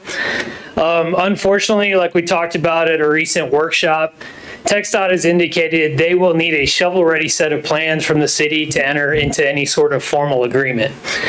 So in response, Kimberly Horn prepared the proposal that's in your documents tonight. The scope of services in that proposal has been approved by TxDOT. So staff is recommending approval of the proposal in the amount of $145,000, which will be funded by the mid-year budget amendment that was just approved. I would like to note that the proposal currently includes design of all the short-term projects as one package. That's the most cost-effective way to do it. But before presenting the partnership agreement to TxDOT, we would definitely want to come back to council to make sure the package includes only the projects you want to pursue. That could be affected by available funding. The state has indicated they have constraints, as well as traffic conditions around the city. So with that, I'd be happy to answer any questions you may have. Kathy? Full disclosure, I talked with Garrett earlier today. My one concern about this, and I'm fine with everything else, is that one of the items in here changes makes Washington Street one way going north of Main Street. And I think that's a mistake. Is people who coming off of Travis going south to cross over Main Street to continue south would have to instead, at this time, probably go to Elk, turn right on Elk, which is already crowded, wait at that stoplight, turn right on Main Street, and then turn left on Washington Street to go south of Main on Washington. So that's the only item I object to. I understand we're going to come back to this maybe at some future point. And again, just to reiterate, this is looking at future traffic conditions. There's a lot of development on South 87 and Friendship Lane that we're anticipating. But as we talk about those medium-term projects, a little more, priorities may shift. So that's why I'm saying we'll definitely come back to council before anything is formally presented to TxDOT. Thanks. I have the same concerns that Kathy had with the one-way, and I understand that that's an issue. We are going to have to address, as part of our transportation plan, how do we get people on the north side of town going east? Because we have only a couple of streets. Well, all the streets go into Main Street before Elk. But I think that this is probably the best thing for us to do. It's $145,000 well spent.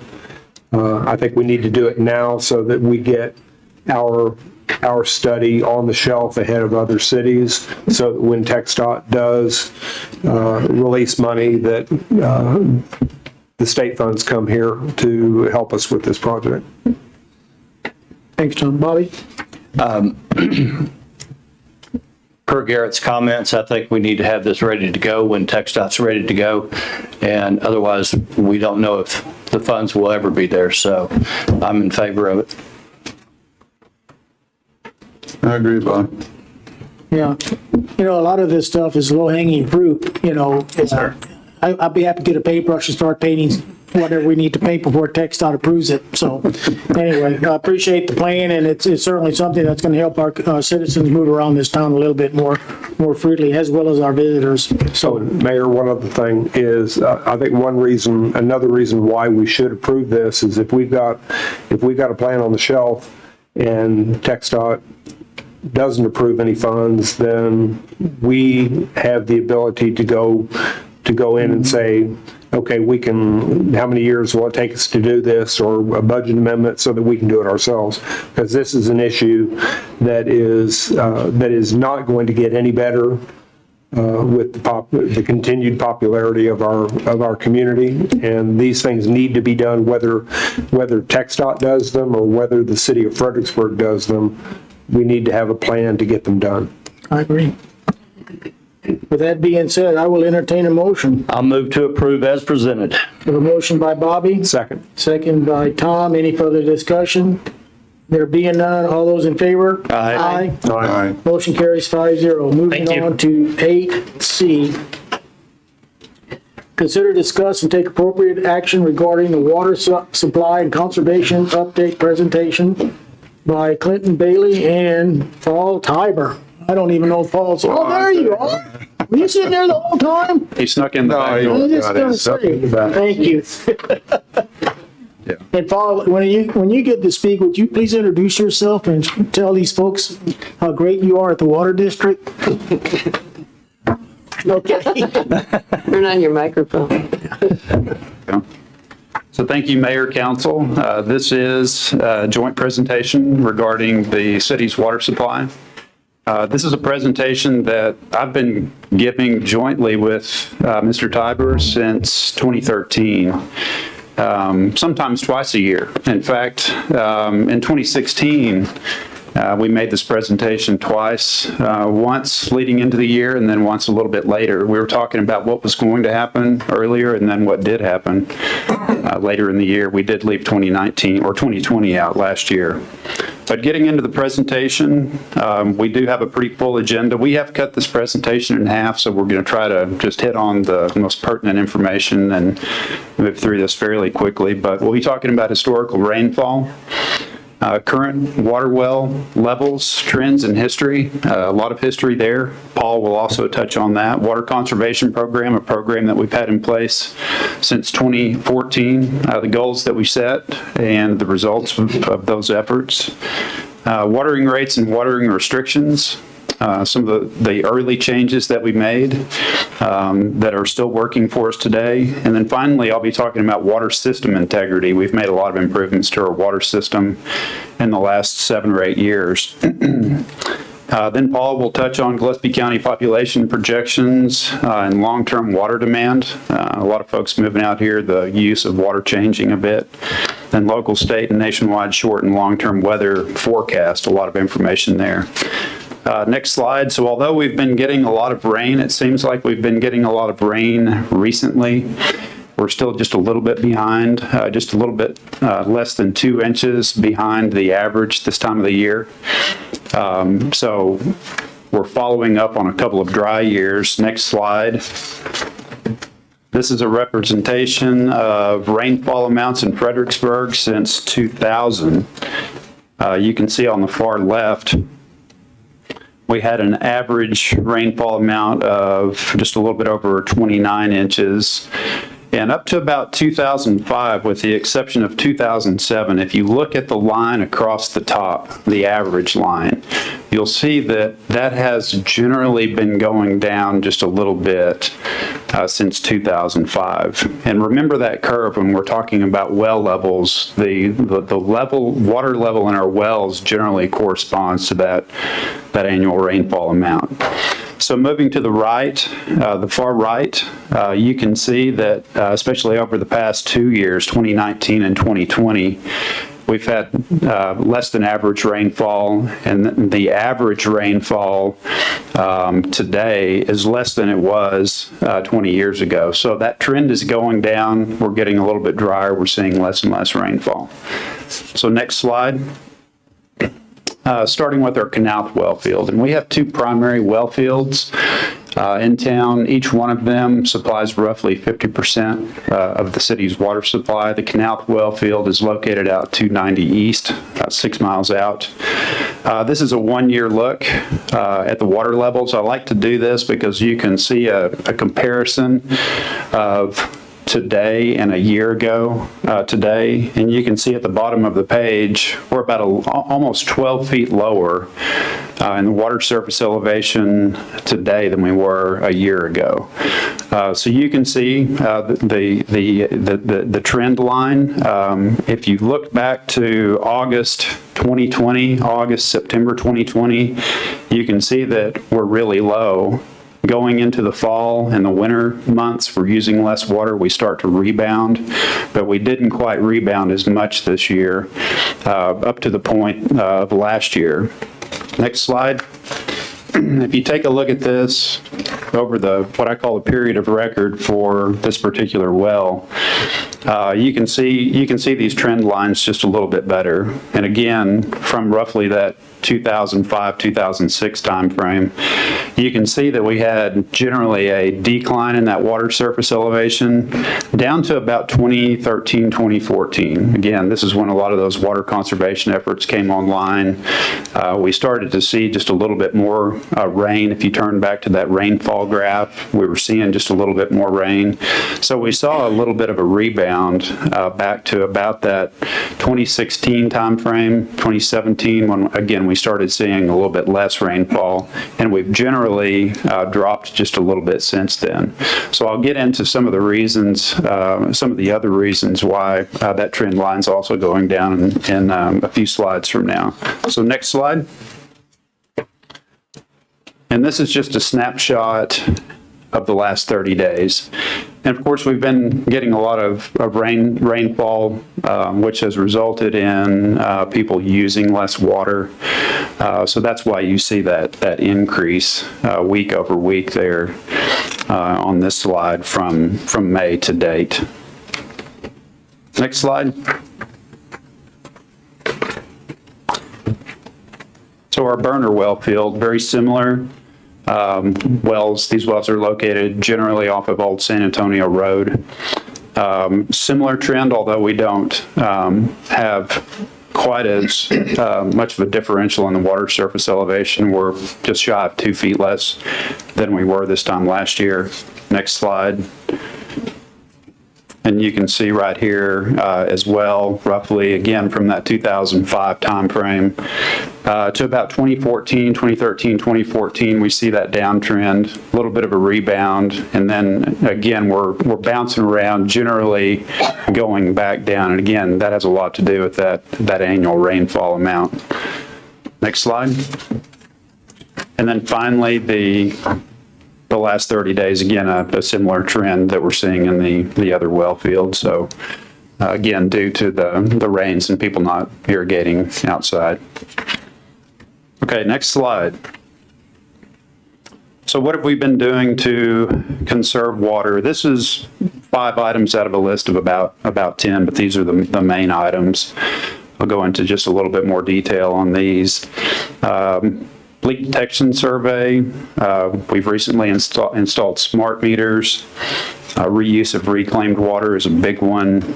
Water rate adjustment. We had a rate increase. And then finally, watering restrictions. Our leak detection survey. This was a 3-phase program that we started back in 2015. We surveyed the entire water distribution system, 130 miles of piping, all of the service line connections to residents, commercial businesses, all the fire hydrants. We identified about 75 leaks, more of the major leaks. That resulted in a savings of roughly 100 million gallons of water a year, or about 10% of what we pump out into the system. That's equivalent to about 40 days of average water consumption, or about $200,000 annually in revenue. Next slide. Just to give you an idea about the historic water loss. So back in 2010, we were about 12.5%. And you can see jumping down to 2015, 2016, we significantly reduced that water loss down to about 1.5, 1.4, 1.5%. You can see we've crept back up just a little bit. This will be something that we're talking to the council about adding to the water budget at some point in the future to do that leak detection survey again. Again, the dollars we spend there, we're making up in that water loss. Next slide. This also puts it into a little bit different perspective. When we compare, say, 2010 to 2020. So we saved about 46 million gallons over 2010 last year. That's enough water to support about 640 additional residents moving to Fredericksburg, or about 4.6 years worth of growth. Now, when you look at 2010 versus our best year, 2016, when we saved a little bit over 90 million gallons, that's about 1,250 additional people, or 8 years worth of growth. So we're set up right now to, when we finish our water bond projects, connect to that water line on 290 East and extend that further east likely to develop another well field. The cost of that project could be $6, $8, $10 million, depending on a number of factors. So to be able to save 8 years in having to do that, just through conservation, just through being responsible, just by surveying our system and fixing those leaks, it's huge for us. So although we're planning for that at some point in the future, just being very conservative with our system and making sure that it is in good repair makes a big difference right now. Next slide.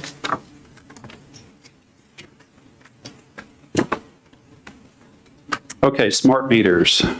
So we've had smart meters in the past. The meters that we have in place right now are doing an excellent job for both city staff and the customers. We have a customer portal where customers, if they want to set a water budget, if they want to conserve water, cut down on their water bill, they can look at that consumption.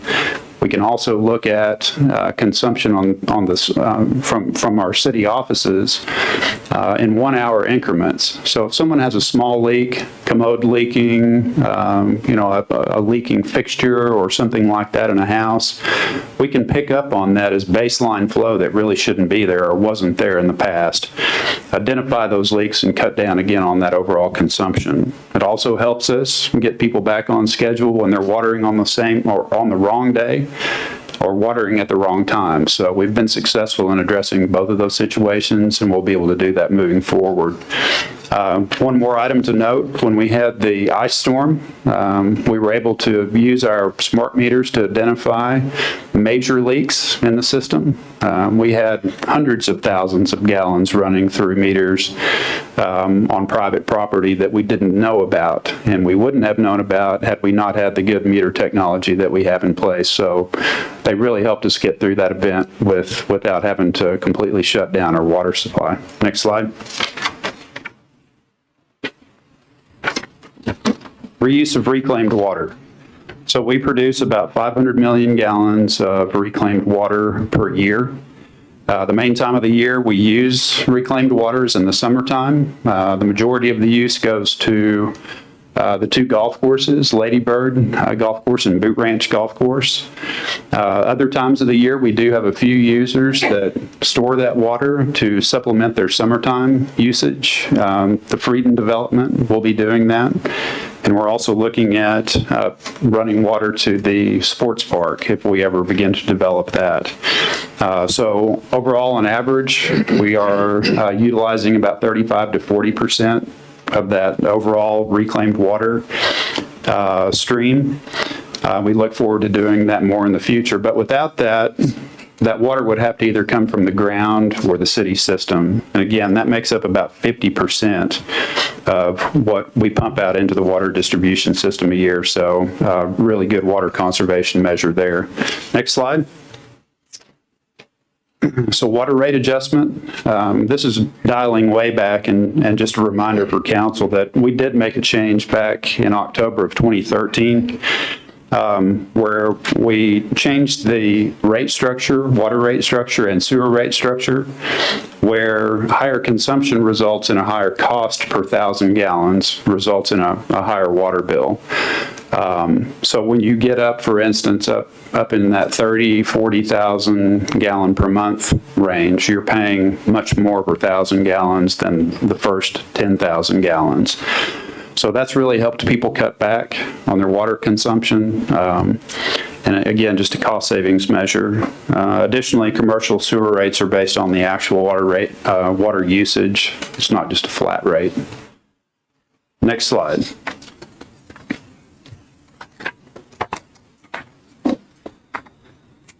Continuing with the water rates, watering restrictions. The new restrictions went into effect May 1st, 2014. We had a complete rewrite of our water conservation ordinance, which includes these watering restrictions. There are 5 different stages, 1 through 5. 1 being the less restrictive stage, 5 being the most restrictive. Water every day in stage 1. Can't water at all outside on stage 5. The goal is to reduce water demand, water usage in each stage. And you can see the trigger conditions. The first is our local drought index. Local drought index is calculated by the factors you see listed here, 1 through 4.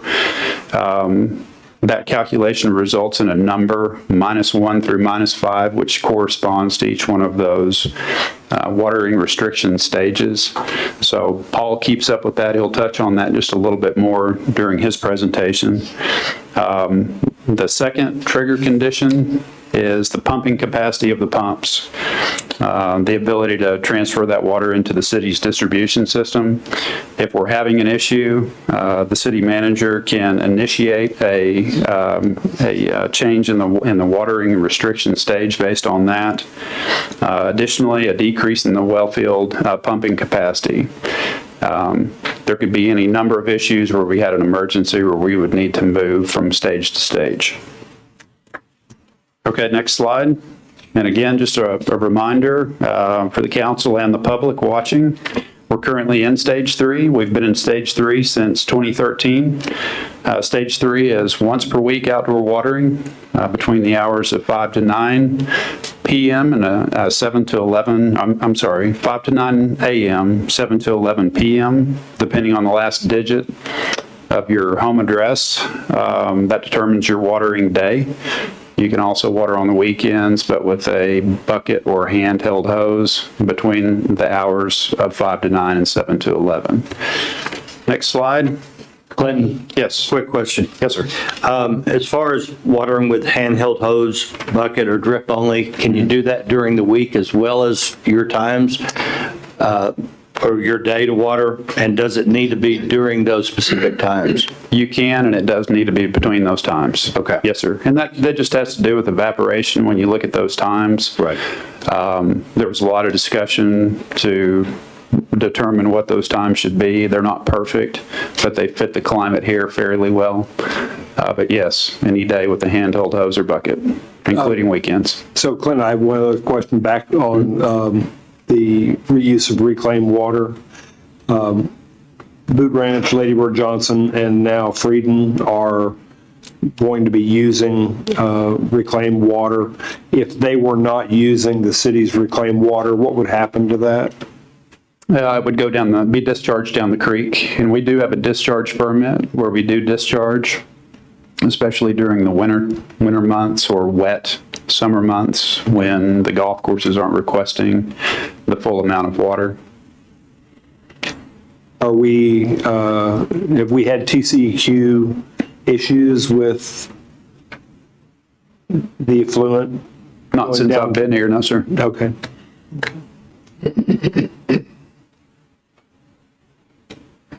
Thank you. Okay.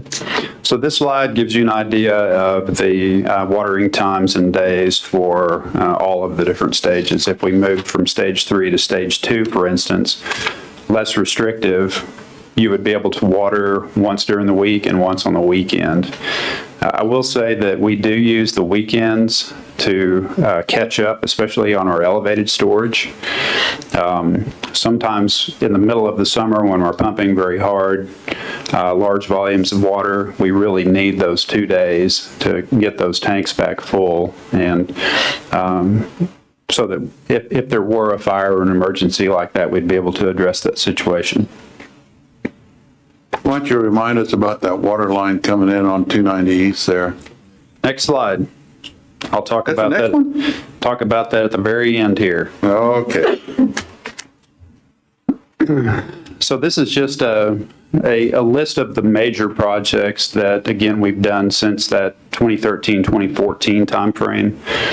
This particular list of projects represents about a $23 million expense over the last 6 or 7 years. And I will say that when the last 3 projects have been completed, which that's the new pump station out at the Canal well field that pumps into the pipeline that we're running down 290 East, and the addition of the 3 ground storage tanks, one being at the Canal well field, we'll really be set up to expand our water distribution system nicely to serve the city of Fredericksburg for probably the next 75 to 100 years. So these are really big projects that really add to the integrity of our overall water distribution system. The 290 East water line coming into town is the 3rd redundant water supply line. You've heard me say over and over, you've heard Chris say over and over that we typically have 1 or 2 breaks on the Game and Lane line coming into town. That's half our water supply. When that breaks, we're down to 50%. It's really hard to fill tanks if that happens at the wrong time. We've been pretty lucky so far. So that's the 3rd line coming in. We already have one of the lowest water loss percentages in the state of Texas. When you get down to about 1 or 2%, even 3 or 4 or 5%, that's lower than 95% of communities in the state of Texas. Guarantee that. Very tight, well-maintained water system. We have our water superintendent in the back of the room, Jeff Rich. Those guys work tirelessly day and night to make sure that we can deliver water, even throughout the bad storm that we had. It could have been a lot more catastrophic than it was. Those guys do an excellent job. But I would put our system up against anyone else's in the state. We say it all the time. We thank the council all the time for all of your support to do these types of projects. And again, our outlook is for the next 50 to 100 years. And the investments that we've made over the last 6 or 7 years have significantly contributed to the integrity of our water system. Question, Kent? Yeah, no, I just wanted to make one comment. I see Chief Bizzle in the back of the room. I want to make sure the council and the public is aware that in addition to improving the integrity of our water system, it really, most of these improvements improve our fire protection. And I know the fire department appreciates all these improvements because we've got more water pressure at the hydrants and able to put out fires if they happen.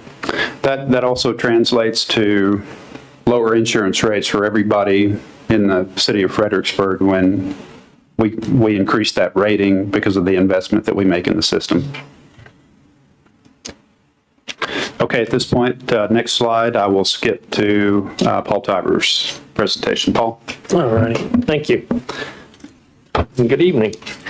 This first slide is taken from the Region K water plan that was just recently completed.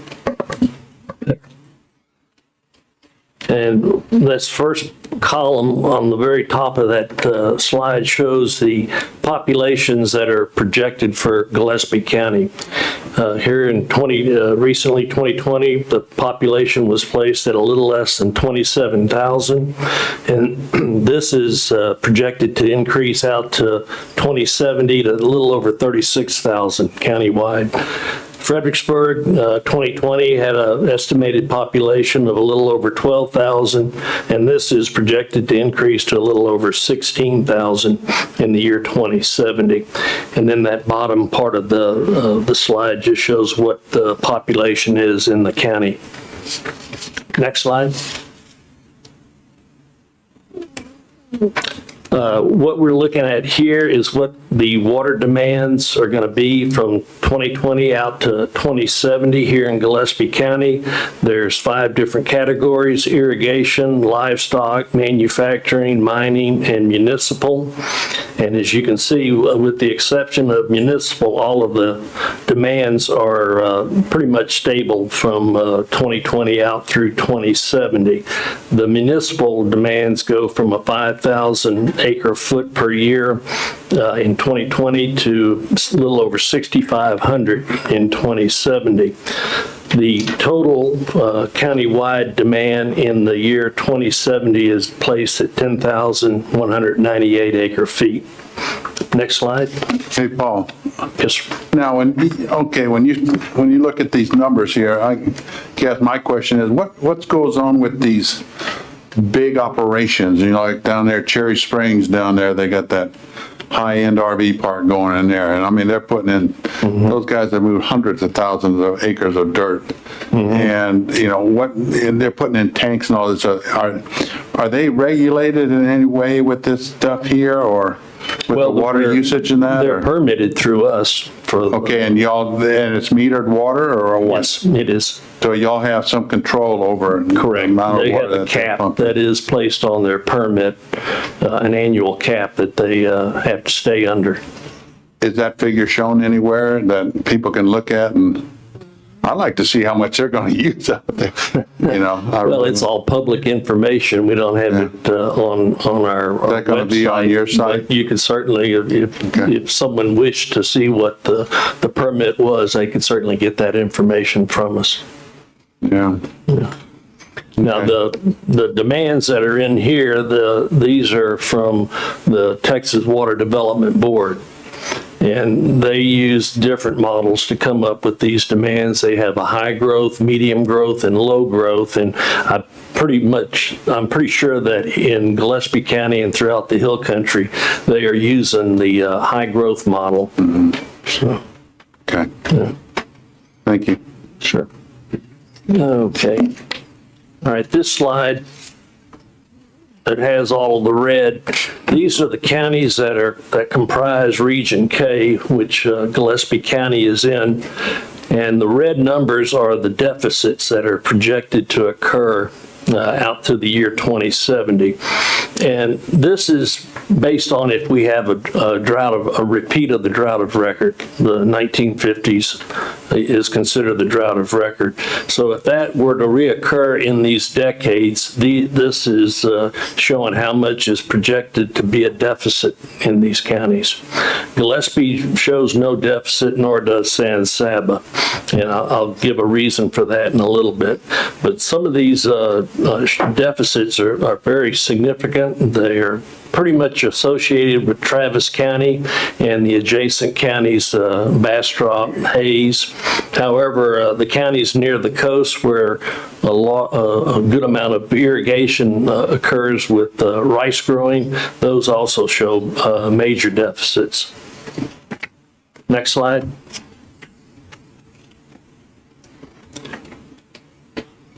This shows what the needs or surplus will be for Gillespie County and Fredericksburg. And as we start out in 2020, all of these different categories show a surplus. Fredericksburg currently is shown to have a little over 1,000 acre feet surplus available. And however, as we proceed out 50 years, this drops considerably down to where it's just a very small amount. Next slide. Okay, now we're going to jump to groundwater management. The legislature divided up the state into 16 groundwater management areas. Gillespie County is in groundwater management number 7. It's the largest GMA groundwater management area in the state, and this corresponds to the Edwards Trinity Aquifer. it covers a good part of West Texas. But the next slide. The charge that we have is to each aquifer that are in these different groundwater management areas, the districts have to come up with what's called a desired future condition. And this is what we hope to see the aquifer out to the year 2070. The four main aquifers here in Gillespie County are the Edwards Trinity Plateau, or just the Edwards. The Trinity, which is the, probably recognize the Hensel as the name for that. And then the Ellenberger and the Hickory. The desired future conditions for the Edwards and the Trinity is 5 feet, an average drawdown of 5 feet out to the year 2070. For the Ellenberger, it's 8 feet. For the Hickory, it's 9 feet. And this is comparing to what the average level is in the year 2010. So out to the year 2070, these are what we're striving to not exceed as the desired future condition. After we adopted these, the GMA adopts these DFCs, then that is presented to the Water Development Board, who have models that then calculate out the modeled available groundwater. And what that is how much water in acre feet per year you can utilize to stay within these DFCs. So for the Edwards Trinity combined, the modeled available groundwater, or the MAG, is a little less than 5,000 acre feet per year. For the Ellenberger, it's a little under 6,300 acre feet per year, and for the Hickory, 1,751 acre feet per year. And if you sum these three totals, you end up with a little over 13,000 acre feet. So if you recall, the demand that was placed out to 2070 countywide was a little over 10,000 acre feet. We show that we have about 3,000 acre feet available, and so we don't have a deficit here going out for the next 50 years. Paul, how much water is in an acre foot, in an acre? How much volume, how much water?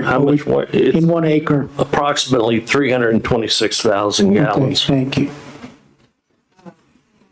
Do you, in reaching this 13,000 number, what projections do you use in terms of development in the city and the county?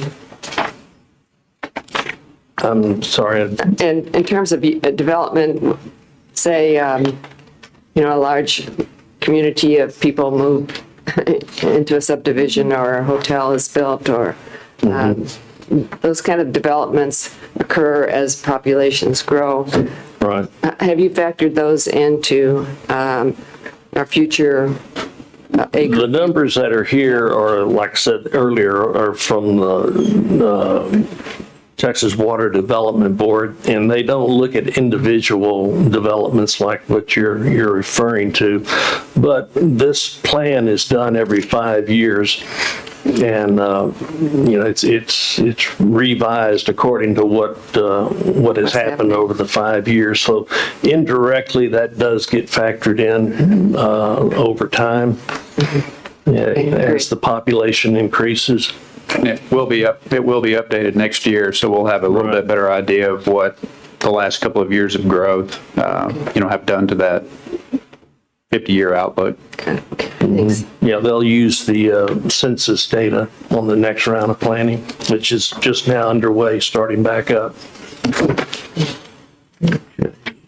Next slide, please.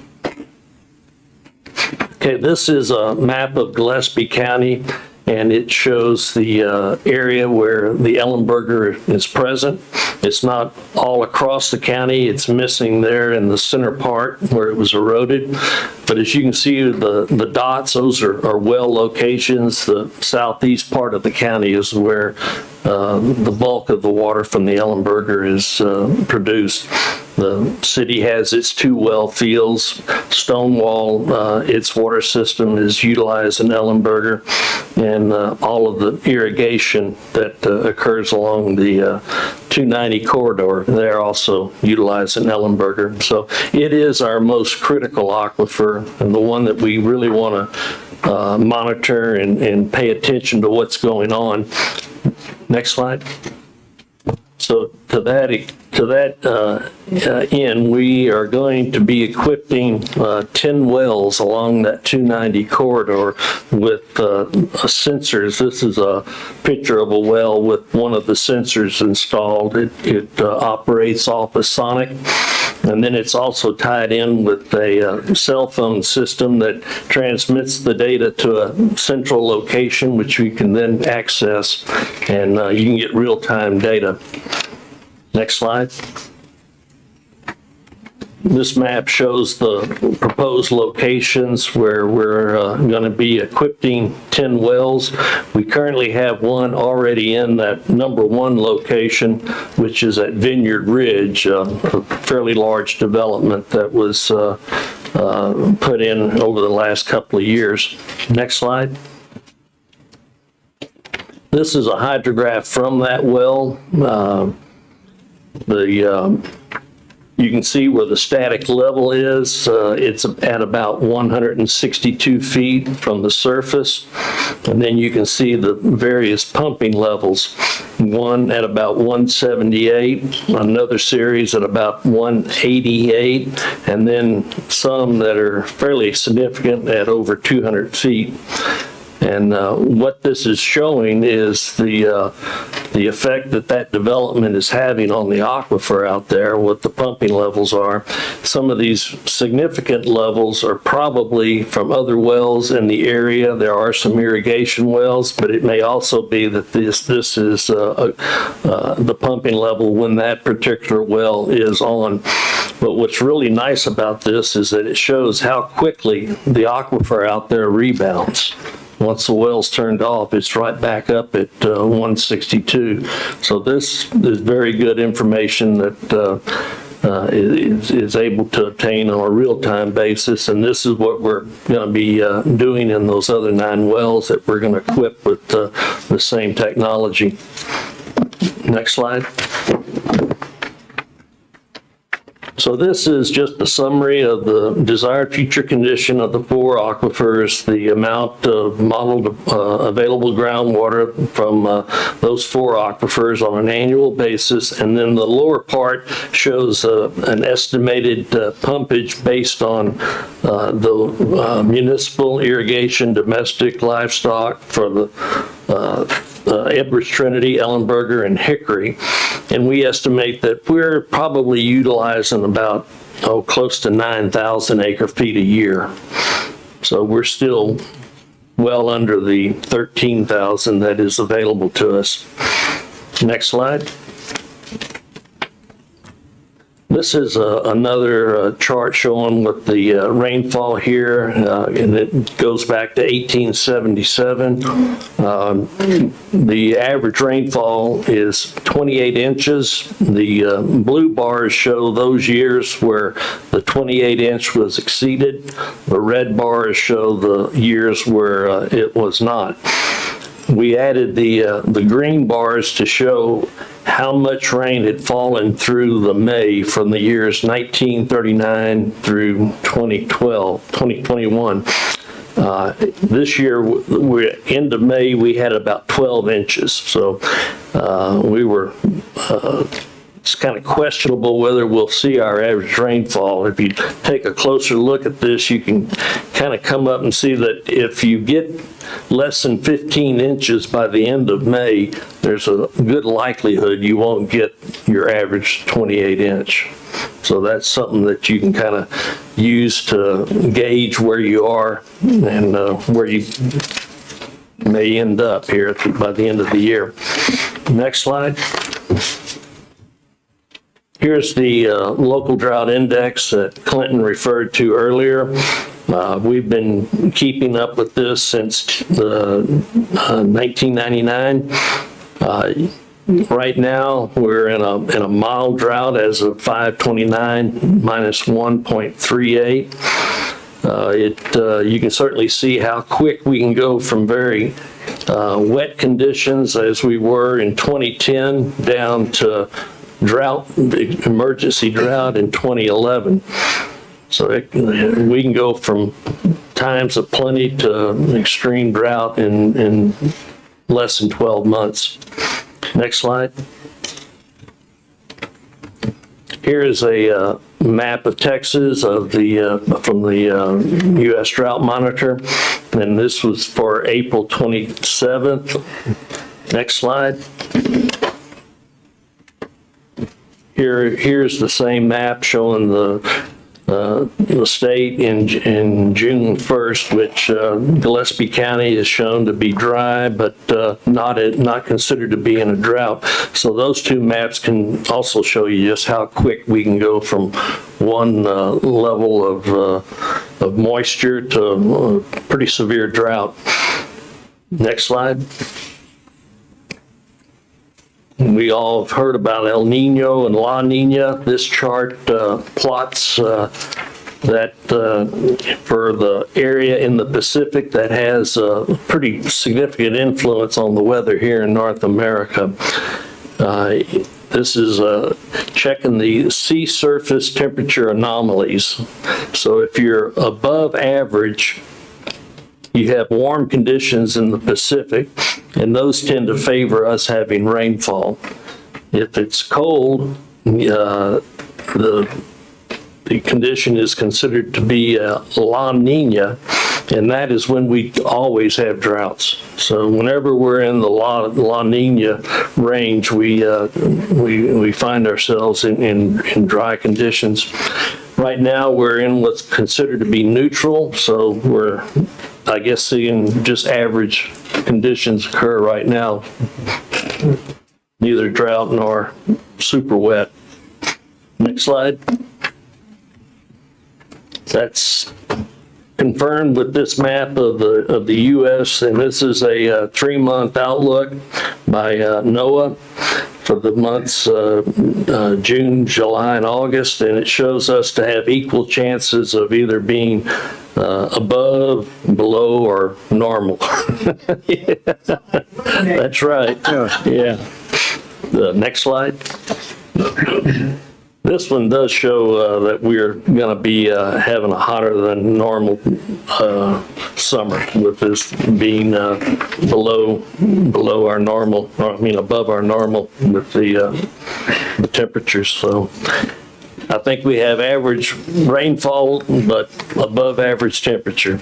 And I'll be happy to answer any questions. Just wanted to add at the end of the presentation here that, you know, in the recent past, we've talked about if we were to move to a less restrictive watering stage, at the conclusion of the projects that we're currently building would probably be a good time to do that. However, we have really gotten started off to more or less a dry year when we look at the average rainfall to date. As Paul mentioned, when you're at less than 15 inches by May, you're probably not going to make your average rainfall. So if you look at that graph that Paul showed regarding the drought index, at some point during the last 2 or 3 years, we've always gotten down to that -3 or 4 level, which corresponds to level 3 or 4 watering restrictions. So at this point, staff's not recommending moving to a less restrictive stage. However, we would like to give an update presentation a little bit earlier in the year, next year, when we complete these projects and we have a little bit of time under our belt to see how that performs, see what the weather's doing going into next year, and maybe make that decision a little bit earlier next year. But at this point, we don't recommend moving up or down. Don't we live? Keep it at stage 3. You know, this area is, I mean, we live in this is a semi-arid desert climate, and people seem to forget that. Right. From a geographical standpoint, that's, we're moving out, we're moving west, and rainfall is sketchy at best. There's a reason why people didn't move onto the Great Plains past the 100th meridian, because it was really dry. Right. Well, they showed that drought monitor of the United States here just the other day. And I tell you, that whole west coast over there, from about New Mexico all the way over, is just solid extreme. Yeah, Lake Mead is only 37% full right now. Hoover Dam is down to nothing there. Well, and I think it would be, I think our new normal is we need to be conservation minded with water, xeriscape, get away from the need for planting plants and grasses that need a lot of water. Yeah, right. Yeah, right. The 2017 state water plan showed over the next 50 years a growth in the population of 84%. That's pretty close to doubling. It'll be interesting to see what the next water plan says that figure may be with all of the folks moving to Texas. So that does put a huge demand on our water resources. They were talking about, the construction of 400 or 500 additional surface water reservoirs in the state, if you can imagine that, just to keep up with the water demand. We don't seem to be getting fewer tourists or fewer wineries. You drive around town and everything looks right now pretty green. By August, it may not, but. Well, I think that's one of the concerns I have with the state water plan. It's based completely on population. And even though our population may not be growing that much, our visitor weekend population is growing quite a bit. And those people are coming in using our water resources. So I think that's one of the weaknesses in the state water plan. It relies strictly on population and not. In Fredericksburg, we kind of have a unique situation. Right. So one question for you, Paul and Clinton. I noticed both of our well fields have dropped over the last year below.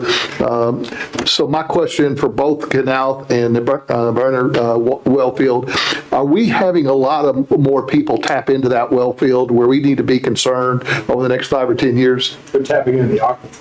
Well, I mean, for the well field, though, that's what I'm talking about, more than the aquifer. There are wells that might influence you. It's particularly large. There's not that many large capacity wells that are currently producing a lot in and around the city well fields. So we're pretty safe as far as those two well fields. Yeah, and when you look at the rainfall in 2016, 2017, 2018, is it 10 months roughly to recharge? It takes it'll start recharging, excuse me, fairly quickly, but it peaks at about 10 months. You'll see it, and then it'll start falling off. It's like a bell curve. Right, so following those dry years when we don't have that, significant rainfall, we don't see that rebound, say in the winter months, and we're really paying for the dry years that we've had in the past 3 years or so, I think, is where we're seeing that decline. And again, I was surprised, Kent, that it was 12 feet lower. It's 12 feet lower now than it was a year ago. A year ago today. So I was wondering if, again, that's due to the growth in those well field areas, but you're saying not necessarily. No, I think the city is using the Knauf well field more than they do the Burner well field, the old San Antonio Road. So more of the demand's being met by that one. So that's, I'm sure, showing an effect from that. So I guess a question to Kent or to you also is, if these projections are based upon population and they're using Gillespie County population of 26,000, perhaps they really, the average population of Gillespie County or say of Fredericksburg is, when you take weekends into consideration, maybe we don't have an average population of 26,000. We've got an average population of 38,000 or 52,000. That's not taken into these calculations that we get from the Water Development Board. Well, I'm wondering if that, are they aware? They're aware of it. They haven't had the way of factoring it in. Well, when you look at large cities like San Antonio, Austin, they have a significant tourist population on weekends They're too. not factoring those in either? I can look into that and see if and how they factor that in. It would have to be factored in some way, I would think. Well, the other thing, Tom, that's not factored in, we don't have heavy water users like industrial plants that use water in their processing like some cities have. And they don't take that into account in either plants. The wineries and vineyards, they don't use a great deal of water. First off, most of the juice comes from the panhandle. Very little of it is actually produced here. And Paul, could you repeat that? I couldn't hear it. sorry, Could you repeat what you just said about the wineries not using much water? they don't. I know, I didn't hear the explanation. Well, The juice is made. yeah, the juice. comes from the panhandle. That's where the bulk of it is. Wet stuff when you squeeze it. Yeah, okay, now I understand what juice meant. But we, the Pipelines. the vineyards that are here that are permitted through us, they report back, and their usage is not a great deal. Usually they'll use about a half a acre foot per acre per year for What about growing grapes. microbreweries? How much water do they use? Quite a bit? Well, Equal to, or- the Allstat, the one out there, I think we've got them permitted. I don't know. I think it's about 20 acre feet is what they're permitted for annually out there, which that's not a great deal. The city's up near 3,000 acre feet a year. Okay. So no threat to the beer supply. Well, I was gonna make a comment, most visitors aren't drinking water. They may use it for other purposes, but they're not drinking it. Yeah, thank you.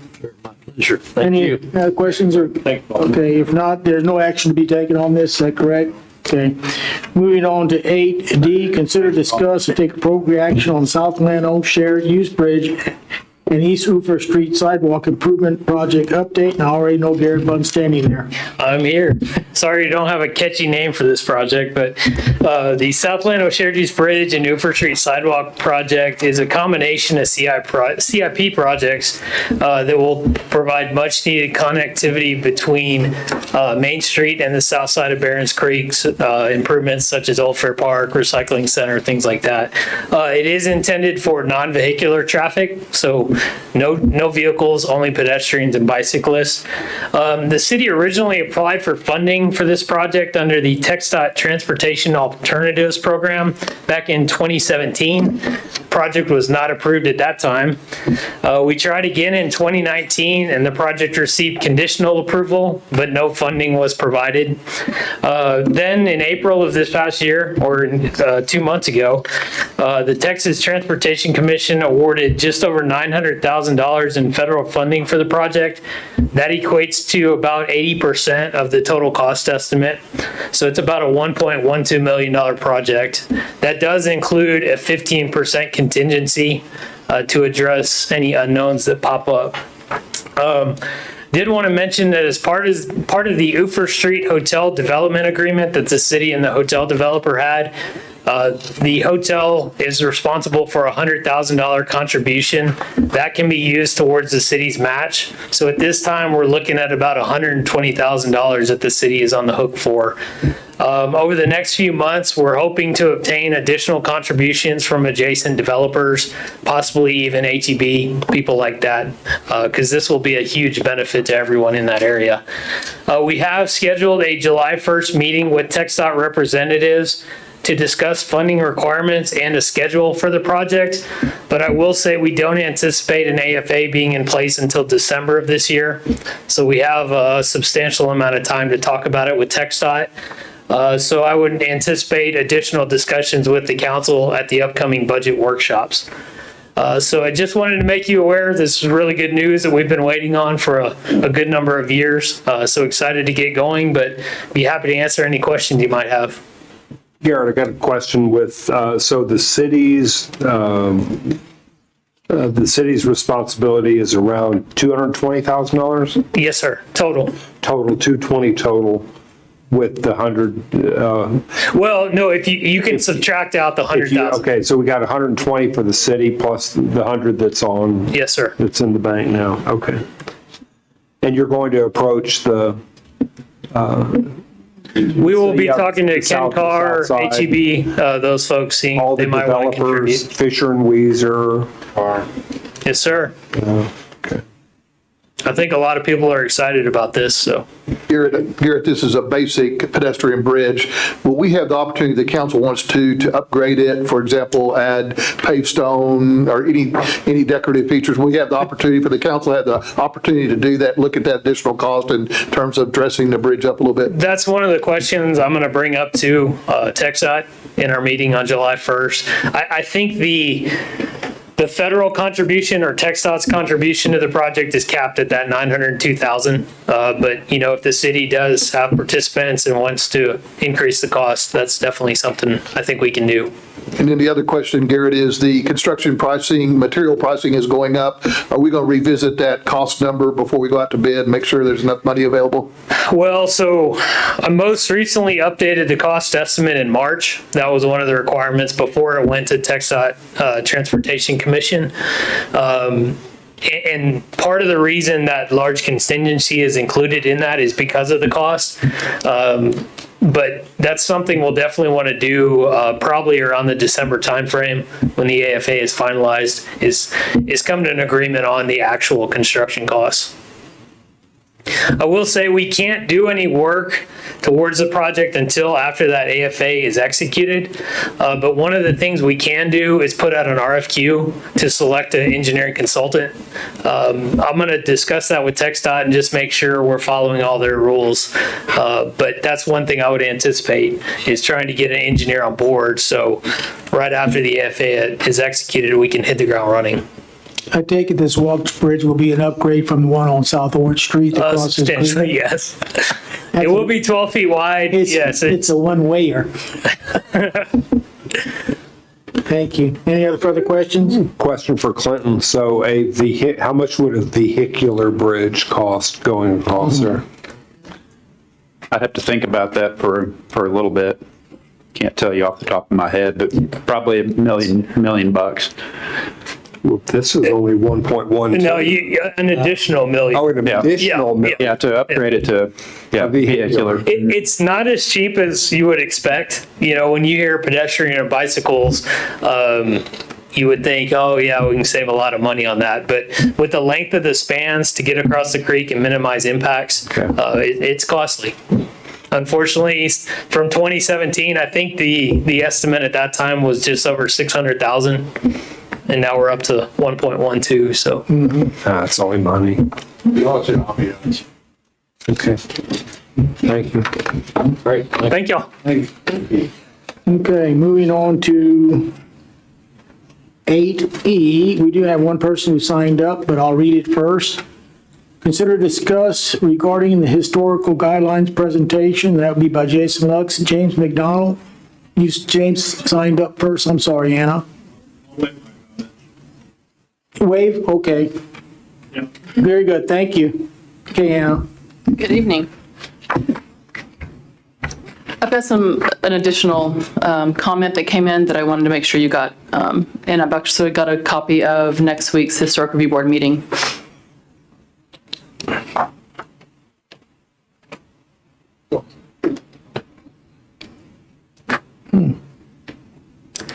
So here tonight, just to give you an update on where we are on the Historic District Design Guideline adoption process. We presented to you in April to give you an update, and since then we held a few public meetings, so just kind of wanted to give you that feedback and let you know that we have reached out to the public and hosted 3 separate meetings.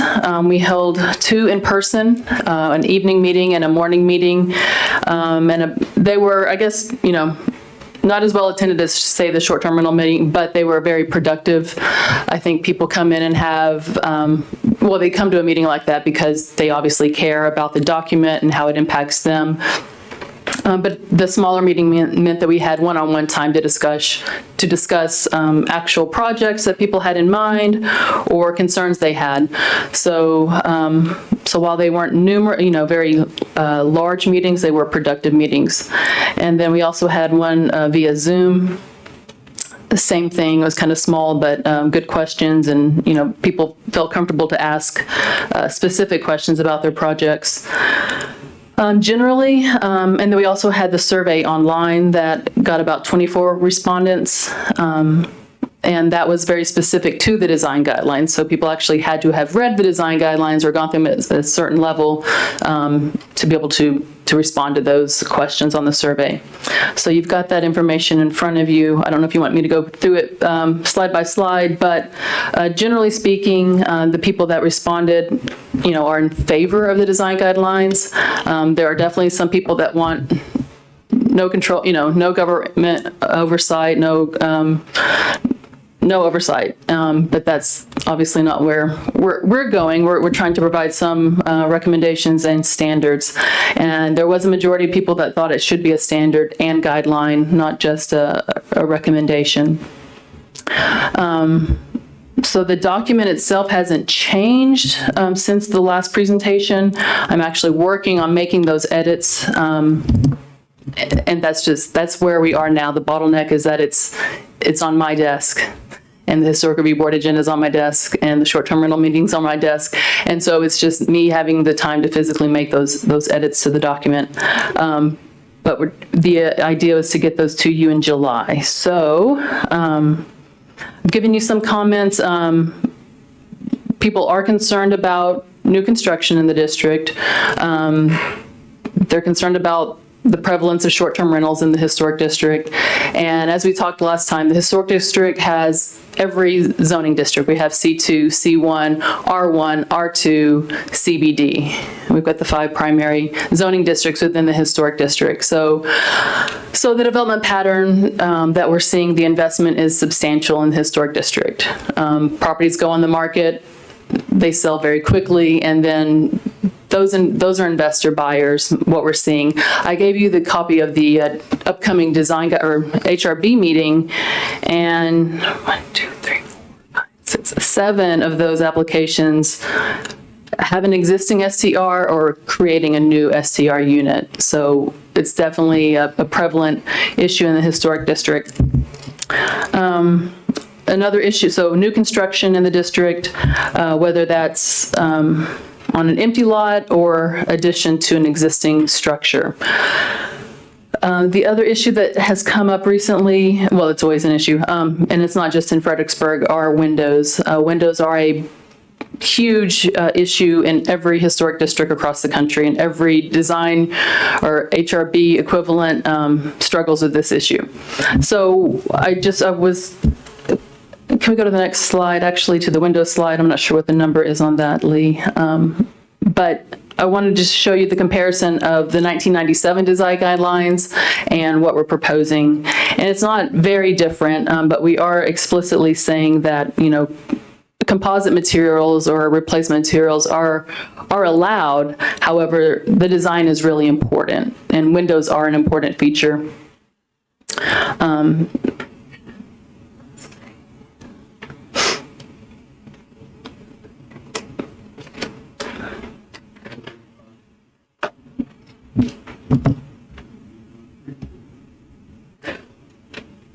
So just to say that, and that was one thing too, people came in and said, hey, I heard I can't replace my windows. And so when we actually look at the document, it's like, no, you actually can replace your windows. It's just, these are the requirements around that. A vinyl window, probably not going to be approved on a high rated property, but other materials have been approved. So it's not just any kind of window. There are definitely some requirements around that. And the recommendation is always going to be to rehab and preserve the historic fabric, whether that's a door or a window or a porch. It's always going to be the recommendation to keep the original material as long as possible. Once it's beyond repair and and it has to be replaced, then it's going to be replace it in kind or something as close as possible.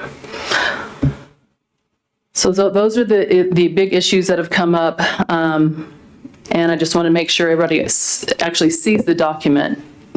One quick question on windows before we move on. A lot of the historic windows are single pane. is the recommendation to go back with single pane? Or will the individual have the opportunity to go back to more energy efficient? If the replacement windows are almost always, the request is a double pane. Okay. Yeah, so the main thing that we're looking at on the windows are the profile, the mutton and the mullions, and, you know, all the dividers, if they have dividers, that it's a true divided light, not that faux strip in between the panes. Right. So that's why we actually review that and make sure that the measurements match up. Okay. Existing and proposed. Okay. Thank you. Oh, one other question. In the draft on page 3-28, that's the house on Schubert Street that you said is appropriate. And if I remember correctly, I was on the board at that time, or I was at the meeting, I can't remember. But the windows were approved, but they came back, I don't know how to put it, they're more reflective than the original windows. Correct. And there was a lot of discussion about that, and they were eventually approved, but is that still going to be a factor?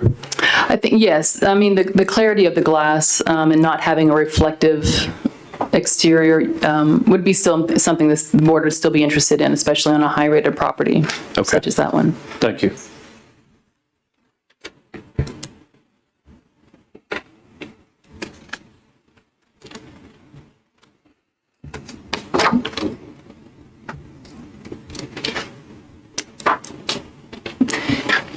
Any other questions or concerns as we move forward? Keep rolling.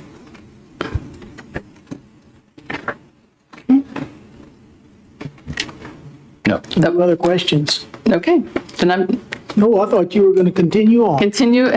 So Mayor, Council, this will be on your agenda in July. We'll be working on the ordinance adopting the guidelines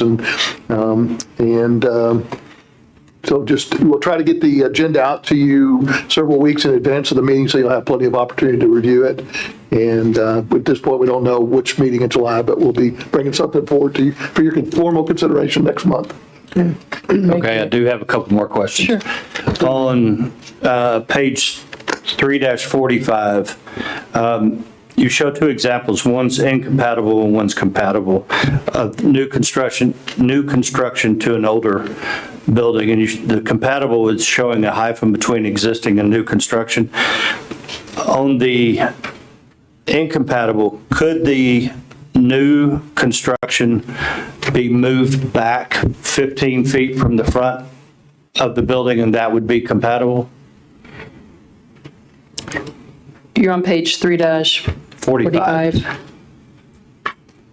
Yes, it should be moved back. That's the issue on that one. Okay. That if it was moved back and not impeding on the front facade. Okay, all right. And then the last question I have is on 352, and I think by looking at the agenda for next week, in figure 3-59, you're showing that as inappropriate on East Travis, and I see that project is on the agenda for next week. It is, and it has been reconfigured somewhat. Okay. Yes, and I think that was listed as inappropriate in that specific example because all the parking was on the front. I think this iteration, we didn't know anything about a two-story new structure, but the blue structure is actually proposed at 2 stories. Okay. And I'm assuming that the comments that you gave us today discuss that directly. Correct. Okay. Thank you. Anybody else? Thank you, Anna. Thanks. Moving on to number 9, city manager's report, budget schedule and city council budget priorities. Okay, Mayor and Council, the city manager's report is a little bit longer than what it normally is, and the reason for that is we're entering a very busy period of time for the city. Summer is usually our busiest period because not only do we have budget, but we've got a lot of other issues to deal with, short-term rentals, annexations, and so forth. But in any case, I wanted to start with a reminder of what the budget schedule and the city council budget priorities that you discussed at your work session. And I've got two handouts of the first item. Let me just hand out this. First off, I'm handing out the schedule that we've revised based upon comments that you made at your work session. And then a listing of budget priorities that the council identified that I wanted to run through real quickly. Because following this meeting this evening, the various city departments will start working on their individual budgets. So we want to make sure that we have a clear understanding of your priorities. So what I've done is, again, made revisions to the previous draft of the calendar, and I want to point out a couple of things. One is, if you'll skip down to July 6th, you'll see at the council meeting on July 6th, we have two budget-related items. We have the presentation that Clinton will be giving on the capital improvement plan. Clinton and other public works and employees will be part of that presentation. So we'll be making that presentation on July 6th. And then we normally have a public hearing early in the budget process to provide an opportunity for citizen input. So both of those items will be on your July 6th meeting. We also, this year, we ran into a conflict. A couple of city officials had vacations that are time away from the office planned the last 2 weeks in July. So we were not able to schedule any budget-related meetings those last 2 weeks in July. So what we're going to do this year is kind of divide the budget process up a little bit and have the general fund presented to and discussed by the council in July. And then the enterprise funds will be scheduled for your discussion the first week in August. So you can see we have on July 14th, we have the city council workshop on the proposed general fund budget. And then we have a break of 3 weeks until August 4th when we have the workshop on the enterprise fund budget. So I wanted to point that out to you that we have that break in the budget process this year. And then we have tentatively scheduled the joint meeting with the county commissioners on Monday, August 2nd. I've not confirmed that with the county judge yet, but normally that's when we have it, the first Monday of August. So we'll get a confirmation on that. So anyway, that's some of the things I wanted to point out in the schedule. If you could go ahead and mark those dates on your individual calendars, that would be helpful. Where are these workshops going to be? We haven't scheduled those. I think the council discussed maybe having those at the Cardinal Room at the golf course. And again, turn the tables around so we can face the audience. And so I think if that's okay with the council, we'll just have them out there. That'd be great. Okay. So there's nothing on the 21st? Nothing on July 21st? Yeah. No, sir. You can scratch that out. This is the official calendar now, so throw away the other calendars. Okay. Any other comments or questions on the calendar? Okay, at your work session, you identified 10 priorities that you would like to see us address in developing the budget for your consideration here in the next month or two. First off, you wanted the city staff to look at our employee salary situation, and with salaries increasing in all employers around the state, we want to make sure that we're competitive, and I think the council is aware that we've had some challenges recruiting for certain positions, and so we do have the council earlier this evening approved a salary study. We'll get started on that right away and have that information available for you to look at. So employee salaries was one of your priorities. We want to look at maybe budgeting some costs for architectural services to start looking at some improvements and expansion of city offices and possibly a new police station. We talked about that a little bit. We're getting to kind of a critical point as far as our space needs here at the police station and City Hall. We also, the council identified the possibility of funding a housing coordinator position, and I'll talk about that a little bit more on my city manager's report under item D. Yes, sir. Is that also on our agenda to talk with the county? Yes, sir. Again, I'll talk about that in just a minute. All the partners in that, Tom. Yeah.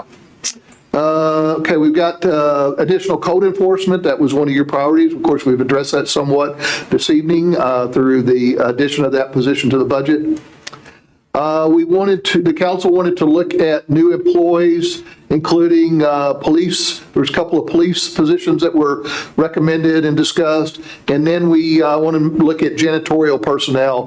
The county has kind of got their own janitorial staff, and we want to look at maybe that same type of arrangement for city facilities. So that was a priority that the council identified.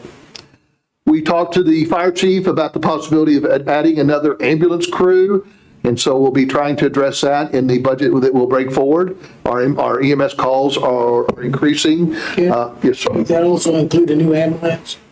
I can't recall, Chief. Would that include The a new new ambulance, are we up for another ambulance next year or not? Yeah. Yes, sir. We have, again, looking at long-range needs for another fire EMS station in the eastern part of the county. We wanted to start looking for land that we could purchase for that fire EMS station, so funding for land purchase. The council wants to continue to fund areas of city services that maintain an attractive community. We've made a lot of inroads in that in the last several years with our vegetation management crew, but again, we want to look at ways we can, again, make sure we present our community very positive as far as our appearance. The council indicated a need to restore some of the funding reductions that were made to the Parks Department over the last couple of years. They've been hit hard as we've kind of cut the budget the last couple of years. We added the restrooms back this evening, but the council wanted to look at other ways that we can restore some of the funding for the parks. And then item 10 is a related issue. We want to look at our park restrooms at market plots and other areas to make sure that they're kept up with improvements, possibly expansion of those restrooms. And of course, we're adding the restrooms at Lady Bird Park, and we have the Market Plots Redevelopment Commission working on new restrooms at Market Plots right now. So that is a priority that the council identified. So these were, according to our notes, the priorities that the council identified for next year. If you have any changes, you can either let me know this evening or call me the next day or two, so we'll know kind of what your priorities are for next year. Any comments or questions on those this evening? Nope. Okay, well, why don't we move down to Councilman Musselman's question, item D. Well, first off, are there any other questions on either the budget schedule or the city council budget priorities? Kent, one thing on the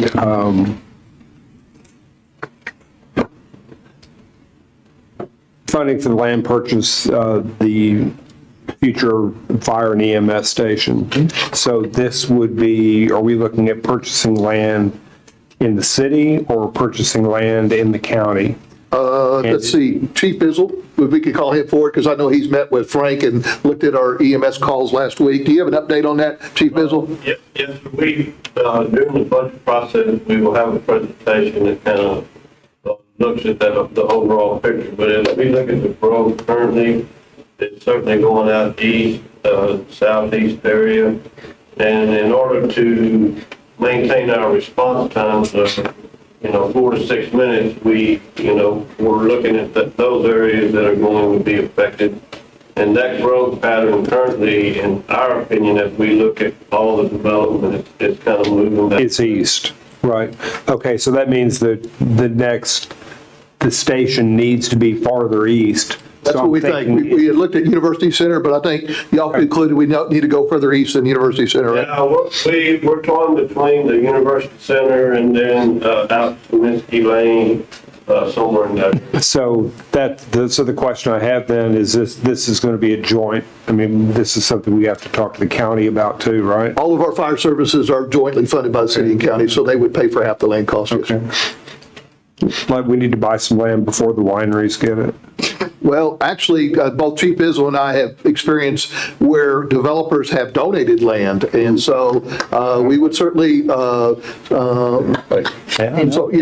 a land donation. And what part of Texas was that in? Yeah.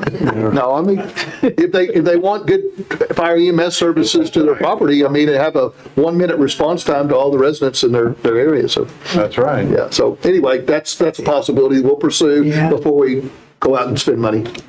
Good deal.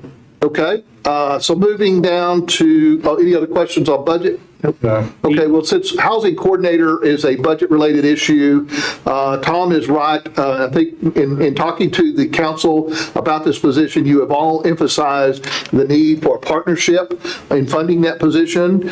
So Kathy and Bobby and I have met several times. We've met with Tim Lindberg. We've met with Todd Edison. And again, a lot of support for this position. And tomorrow I'll be meeting with the FISD superintendent to talk about FISD helping to fund the position. But affordable housing is a community-wide problem, as you know, and we're hoping that additional partners will step forward and help fund this position. Tim Lindberg has talked to the county about the possibility of them helping to fund the position. So we're starting to approach additional partners that would help fund this position, and we understand that's a requirement for the city council to support this position, to have those additional partners. So Kathy, do you or Bobby want to add anything to that report, since you've had a lot of meetings? Yeah. Okay, Tom, does that answer your, yeah, okay. Tim's already met with, I think, the judge and one of the commissioners.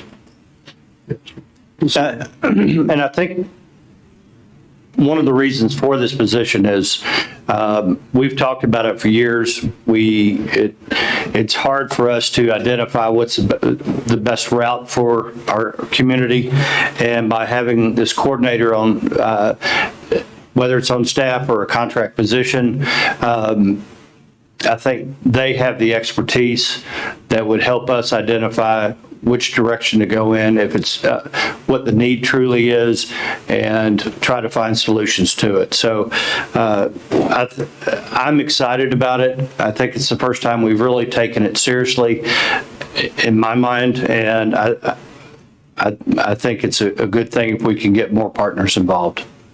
Well, I think that we've been talking about this since 2008. And the chamber did a charrette, the city did a study, and I believe this housing is a community issue that affects the city of Fredericksburg, Gillespie County. It affects every taxing entity, and I believe that everybody needs to step up. And I don't believe it should solely be a burden of the taxpayers of the city of Fredericksburg to try to investigate a problem that affects the 26,000 people that live in Gillespie County, 12,000 of whom live in the city of Fredericksburg. So just a couple other updates on that item is the chamber has stepped forward as a partner. They have agreed to provide office space for the person, since we don't really have vacant office space at City Hall, and they have agreed to donate office space at the chamber offices. And the position, and Mark Williamson has agreed to put it in before he left his position, put it in the FISD budget for next year, some funding. So I think the partners are starting to come forward, and hopefully we'll be able to present this to the council during the budget session, and we'll get some additional partners. Okay, any other questions on Adam? Okay, the next item, I also have a final handout for tonight, because we've had so much happen with STRs over the last 30 days. I actually prepared a report and that's out. There's some extra copies there. And I'd like to just kind of go through this. It's only 2 pages, so that we can share some numbers with the council and kind of tell you where we're going from here in terms of revision of our STR ordinance. Oh, did you get a copy? Okay, so I've noted that report before you is an update on several different issues related to short-term rentals. And first off, I want to note that the city currently has 524 permitted STRs, and 318 of these are in R1 areas. This was confirmed by Jason today and Shelby, and so these are firm numbers now. 524 that are permitted, but we also have about 111 unpermitted STRs. So therefore, it appears we have approximately 635 short-term rentals operating in the city at this time. So those are the current numbers. Okay, sure. How are you counting these as buildings or not as buildings? Yes, those are not the number of units. Those are just the permitted ones. So we have that many addresses on. Some of these may have multiple on that address. Just counting the address, not the multiple I believe is rooms. It's units. It is That number units. is the unit count, so that is the actual unit count, not the bedrooms, but the rented structures themselves. Okay, thanks. Okay, so as you know, we're currently planning to develop a draft amendment to our STR ordinance for the council to consider later this year.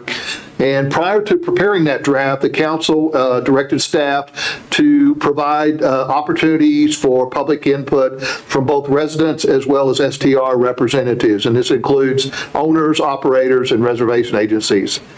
So I'm pleased to report that over the past 2 weeks, the city has conducted 5 public input sessions at the Pioneer Pavilion. These sessions have provided very useful input from a total of 242 local citizen attendees. In addition, we have prepared a survey seeking public input, which has resulted in 509 responses, which include 407 residents and 102 STR representatives. As you can tell from these numbers, this represents a great response, and we want to thank everyone for taking their time to provide their input. The input we have received is now being compiled by city staff. It will be presented to the city council when the draft ordinance is presented for your discussion. However, one of the key recommendations that have been made at every public input session is the need for additional code enforcement. And so this evening, the council did support those comments by hiring a new code enforcement officer, and this will really help us to address the concerns and complaints that we're getting and will be getting for the rest of this year. So we want to thank the council for your support for that position. In the meantime, while we're in the process of hiring the new code enforcement officer, I think you all know we've changed the schedule of our other code enforcement officer to start working evenings and on weekends.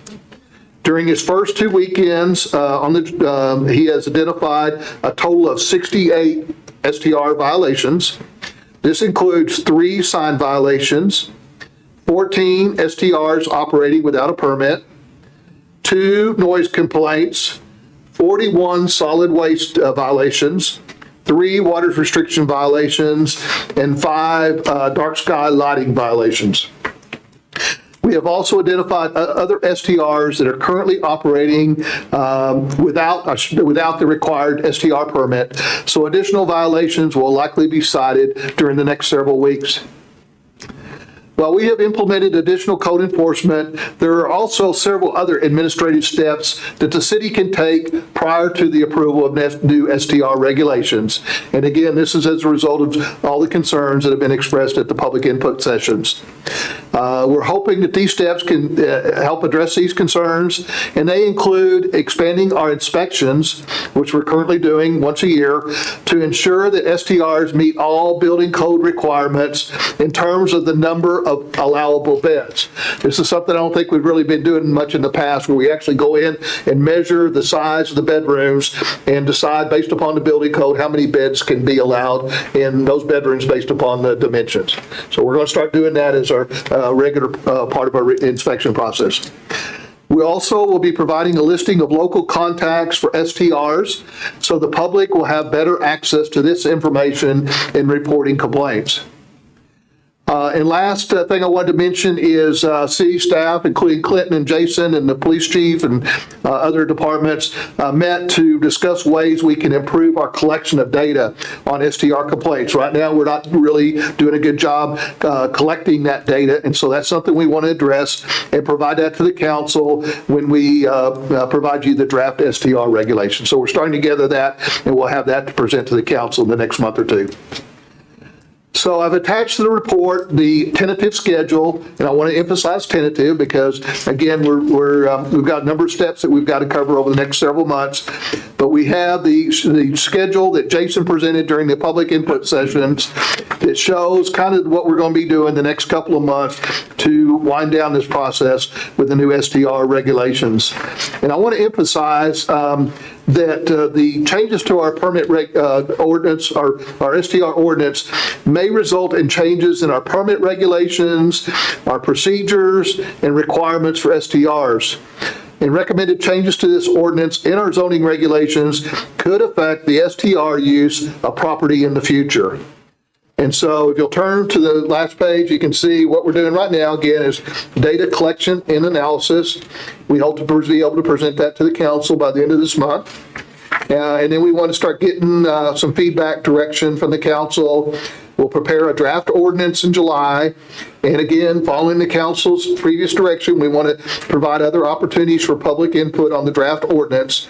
We would continue to do that in July and August, have a public hearing in August, and then look at adopting the ordinance in either August or September. So that's kind of the tentative schedule we have lined out for the development and approval of the new STR regulations.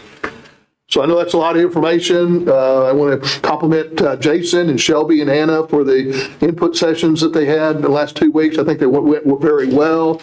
Jason did a great job in facilitating those meetings. And so I think we're well underway to, again, getting an ordinance before the council that will be a balance between the interest of the neighborhoods and the interest of the STR businesses out there. And so that's going to be a balancing act, but we're confident that we can bring forward something that will work for our community in terms of regulating STRs. So are there any questions or comments on that topic? Continue on. Okay, the other items hopefully will not be take that long to, we want to skip down to an update on broadband very briefly. I think I reported this at the last meeting. Again, a partnership involving the city, the chamber, and the EDC developing a proposal for improved broadband services in the city and the county. At our last meeting, we had a county commissioner there who was very interested in the county's role in expanding broadband services outside the city limits. And so we will be meeting again, this committee next week, and hopefully bring a broadband proposal for your consideration sometime in July. And again, the key there is a partnership where the city and the county and other organizations that will benefit from expanded broadband will help fund that expansion. And that includes, again, the county, Hill Country Memorial, FISD, and other agencies that will be benefiting from the expanded services. So we're working on that, and Eric's been providing us some good information on some options and cost estimates and so forth. So that's where we are on broadband. And I know I want to remind the council that's one of your top priorities for this year is broadband services. Any questions on that? Keep going. Okay, we'll skip down to item E. City staff is continuing to gather information on the American Rescue Plan funding. That is primarily being done by our finance department. Laura and Krista have attended several webinars. We're continuing to get new information on the guidelines.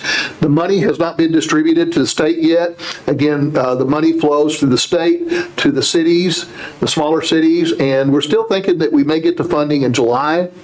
This will be a major topic for the council during the budget sessions this summer on how you want to allocate the funds. Again, a total of $2.5 million. It can be one of the purposes of the funding is for improved infrastructure, but that infrastructure, according to the guidelines, includes only water, sewer, and broadband. So we can't go out and do roads and bridges and that kind of thing, but we can use some or the money for the infrastructure. We've also been approached by several other agencies wanting to apply for the funding. So Laura has agreed to prepare a form for other agencies if they want to apply, that they would have an opportunity to submit an application for the council to consider. So that's the status on American Rescue Plan funding. Again, first check will be probably in July, the second check same time next year. Any questions on that? Done. Okay, and last, normally we don't talk about property taxes and June. Normally, we start talking about property taxes when we start working on the budget. We get into the meetings in July and August, and Laura brings forward some property tax information, and the council begins talking about a property tax rate for the coming year. But this year, I wanted to just kind of give the council and the public a little information about property taxes, because there's a lot of confusion based upon the information that has gone out about the increased valuations that are taking place throughout Gillespie County. So first off, I wanted to remind the council and the public that the numbers and reported in the newspaper, I think it said something like 20% increase in valuations in Gillespie County. But I wanted to remind everybody that those are very preliminary numbers. I got a report last week from Scott Fair from the appraisal district that said they've received just under 1,000 protests, and he expects that number to double by the end of June. And so, again, with all the protests, you can expect that 20% increase will be coming down. And so, again, that is a very preliminary number, so I wanted to emphasize that. He has indicated we should have some updated values by the end of June. So, again, we'll share that with the council, and that will be used as guidance in setting the tax rate for next year. So very preliminary numbers. Ken? Yes, sir. Is that number based on the total property value, commercial? Total. Yeah, so when you hear 20%, it's not necessarily your residents went up 20%. That's my next point. When you see that number, realize that that is the average increase. Individual values may vary. Some people may be over that number. Some people may be under that. So that is just the average increase in the values. It's not necessarily on an individual basis. So I would guess that, like you said, Charles, that would, our mayor, you said, that would probably, the larger commercials would maybe have a larger increase, and the residential may see a smaller increase in 20%. So. Ken, does the city have any input or can we make any changes to that ourselves, or do we have any weight in defining what the rates are, other than our rate for the city, but what the evaluations are? No, evaluations are set according to state guidelines, and the appraisal district has to follow the guidelines set by the state. Okay, thank you. And Sorry it took so long to get that out. And I think their guidelines are they have to be, here, talking about 97% of what the state says our value should be. Yes. So, I mean, their hands are tied also by the state on appraisals. And if they're not within that framework, they don't penalize the city of Fredericksburg or Gillespie County. They penalize the independent school district. Right.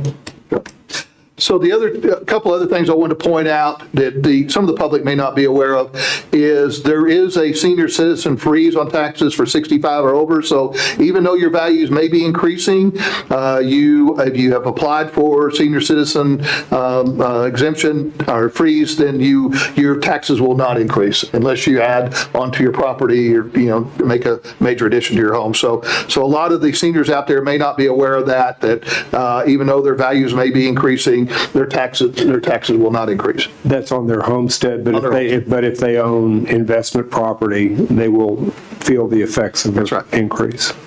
Okay, and one of the important things to note, and I know Councilman Musselman's aware of this and the rest of the council, is as a result of Senate Bill 2 passed 2 years ago by the legislature, we have what's called no new revenue tax rates. And so the city cannot use increased values as a way to get a windfall as far as tax revenue. So we're capped, and we have no new revenue tax rate. We cannot exceed that by more than 3.5%.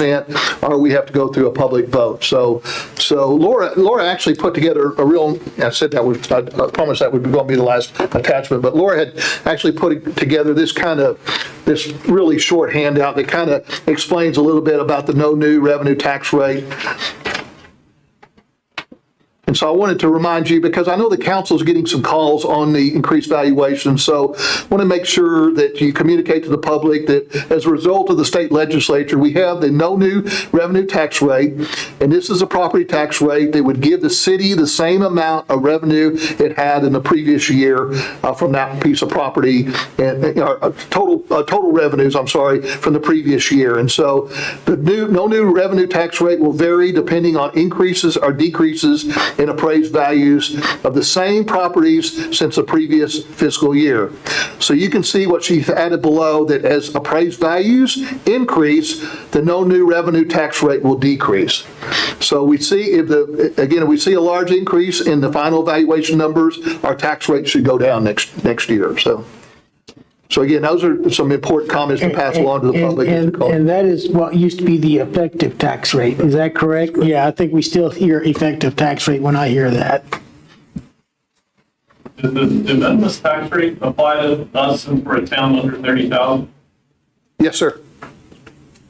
We could raise it up to 500,000. We could, the de minimis, there is a provision in the state law that you could do that through council action. Yes, sir. Any other questions? Kent, could you tell us how much money the city raises for each penny in the tax rate? I don't have that number. Is it still around $130,000? Okay.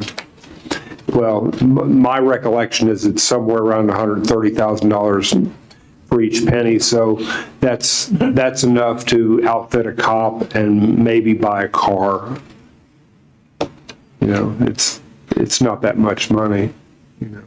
So again, stay tuned. We'll have more information on property taxes as we move through the budget process. But I wanted to provide that information to ease concerns because, again, the mayor mentioned today that he's getting some questions and we're getting some calls at City Hall because of the increased valuations. People conclude that since the valuations went up 20%, then their actual property taxes will go up 20%, and that is not necessarily the case. That's all. Items for future agenda. So on page 113 of your packet, there's just a preliminary listing of additional agenda items, and we've got a couple of items that are pending I wanted to mention to you. But you can see what we have right now is primarily Planning and Zoning Commission items coming through the Planning and Zoning Commission meeting this week. And we also will have appointments to boards. We have a couple of vacancies on our Planning and Zoning Commission, our Historic Review Board, and I think that's it, isn't it? Yeah. So we have those scheduled for a couple other things we're working on that we may have ready for the next meeting. Daniel has started drafting a tent ordinance. As you recall, we talked about that last month, and we'll have that ready for probably either your June 21st meeting or July 6th meeting, allowing tents in some of our areas where they're not currently allowed. We are currently working on the agreement with the Soccer Association. We have a draft circulating on that. That may be ready to come to the council in either June or July. And then we also are working with the Texas Center for Wine and Culinary Arts on a economic development agreement and lease agreement for property at the University Center. They are moving forward with their facility at the University Center, and we've been working with Ernie and the board to draft up an agreement, and that also has to be approved by the University Center board. So we'll have hopefully an agreement for you to consider on that in either June or July. So those are a couple of other items we're working on right now.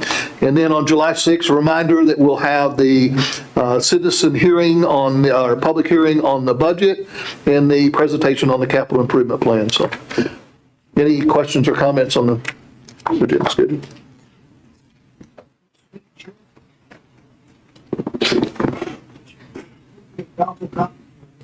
Council comments, Jerry? No, nothing with the county there.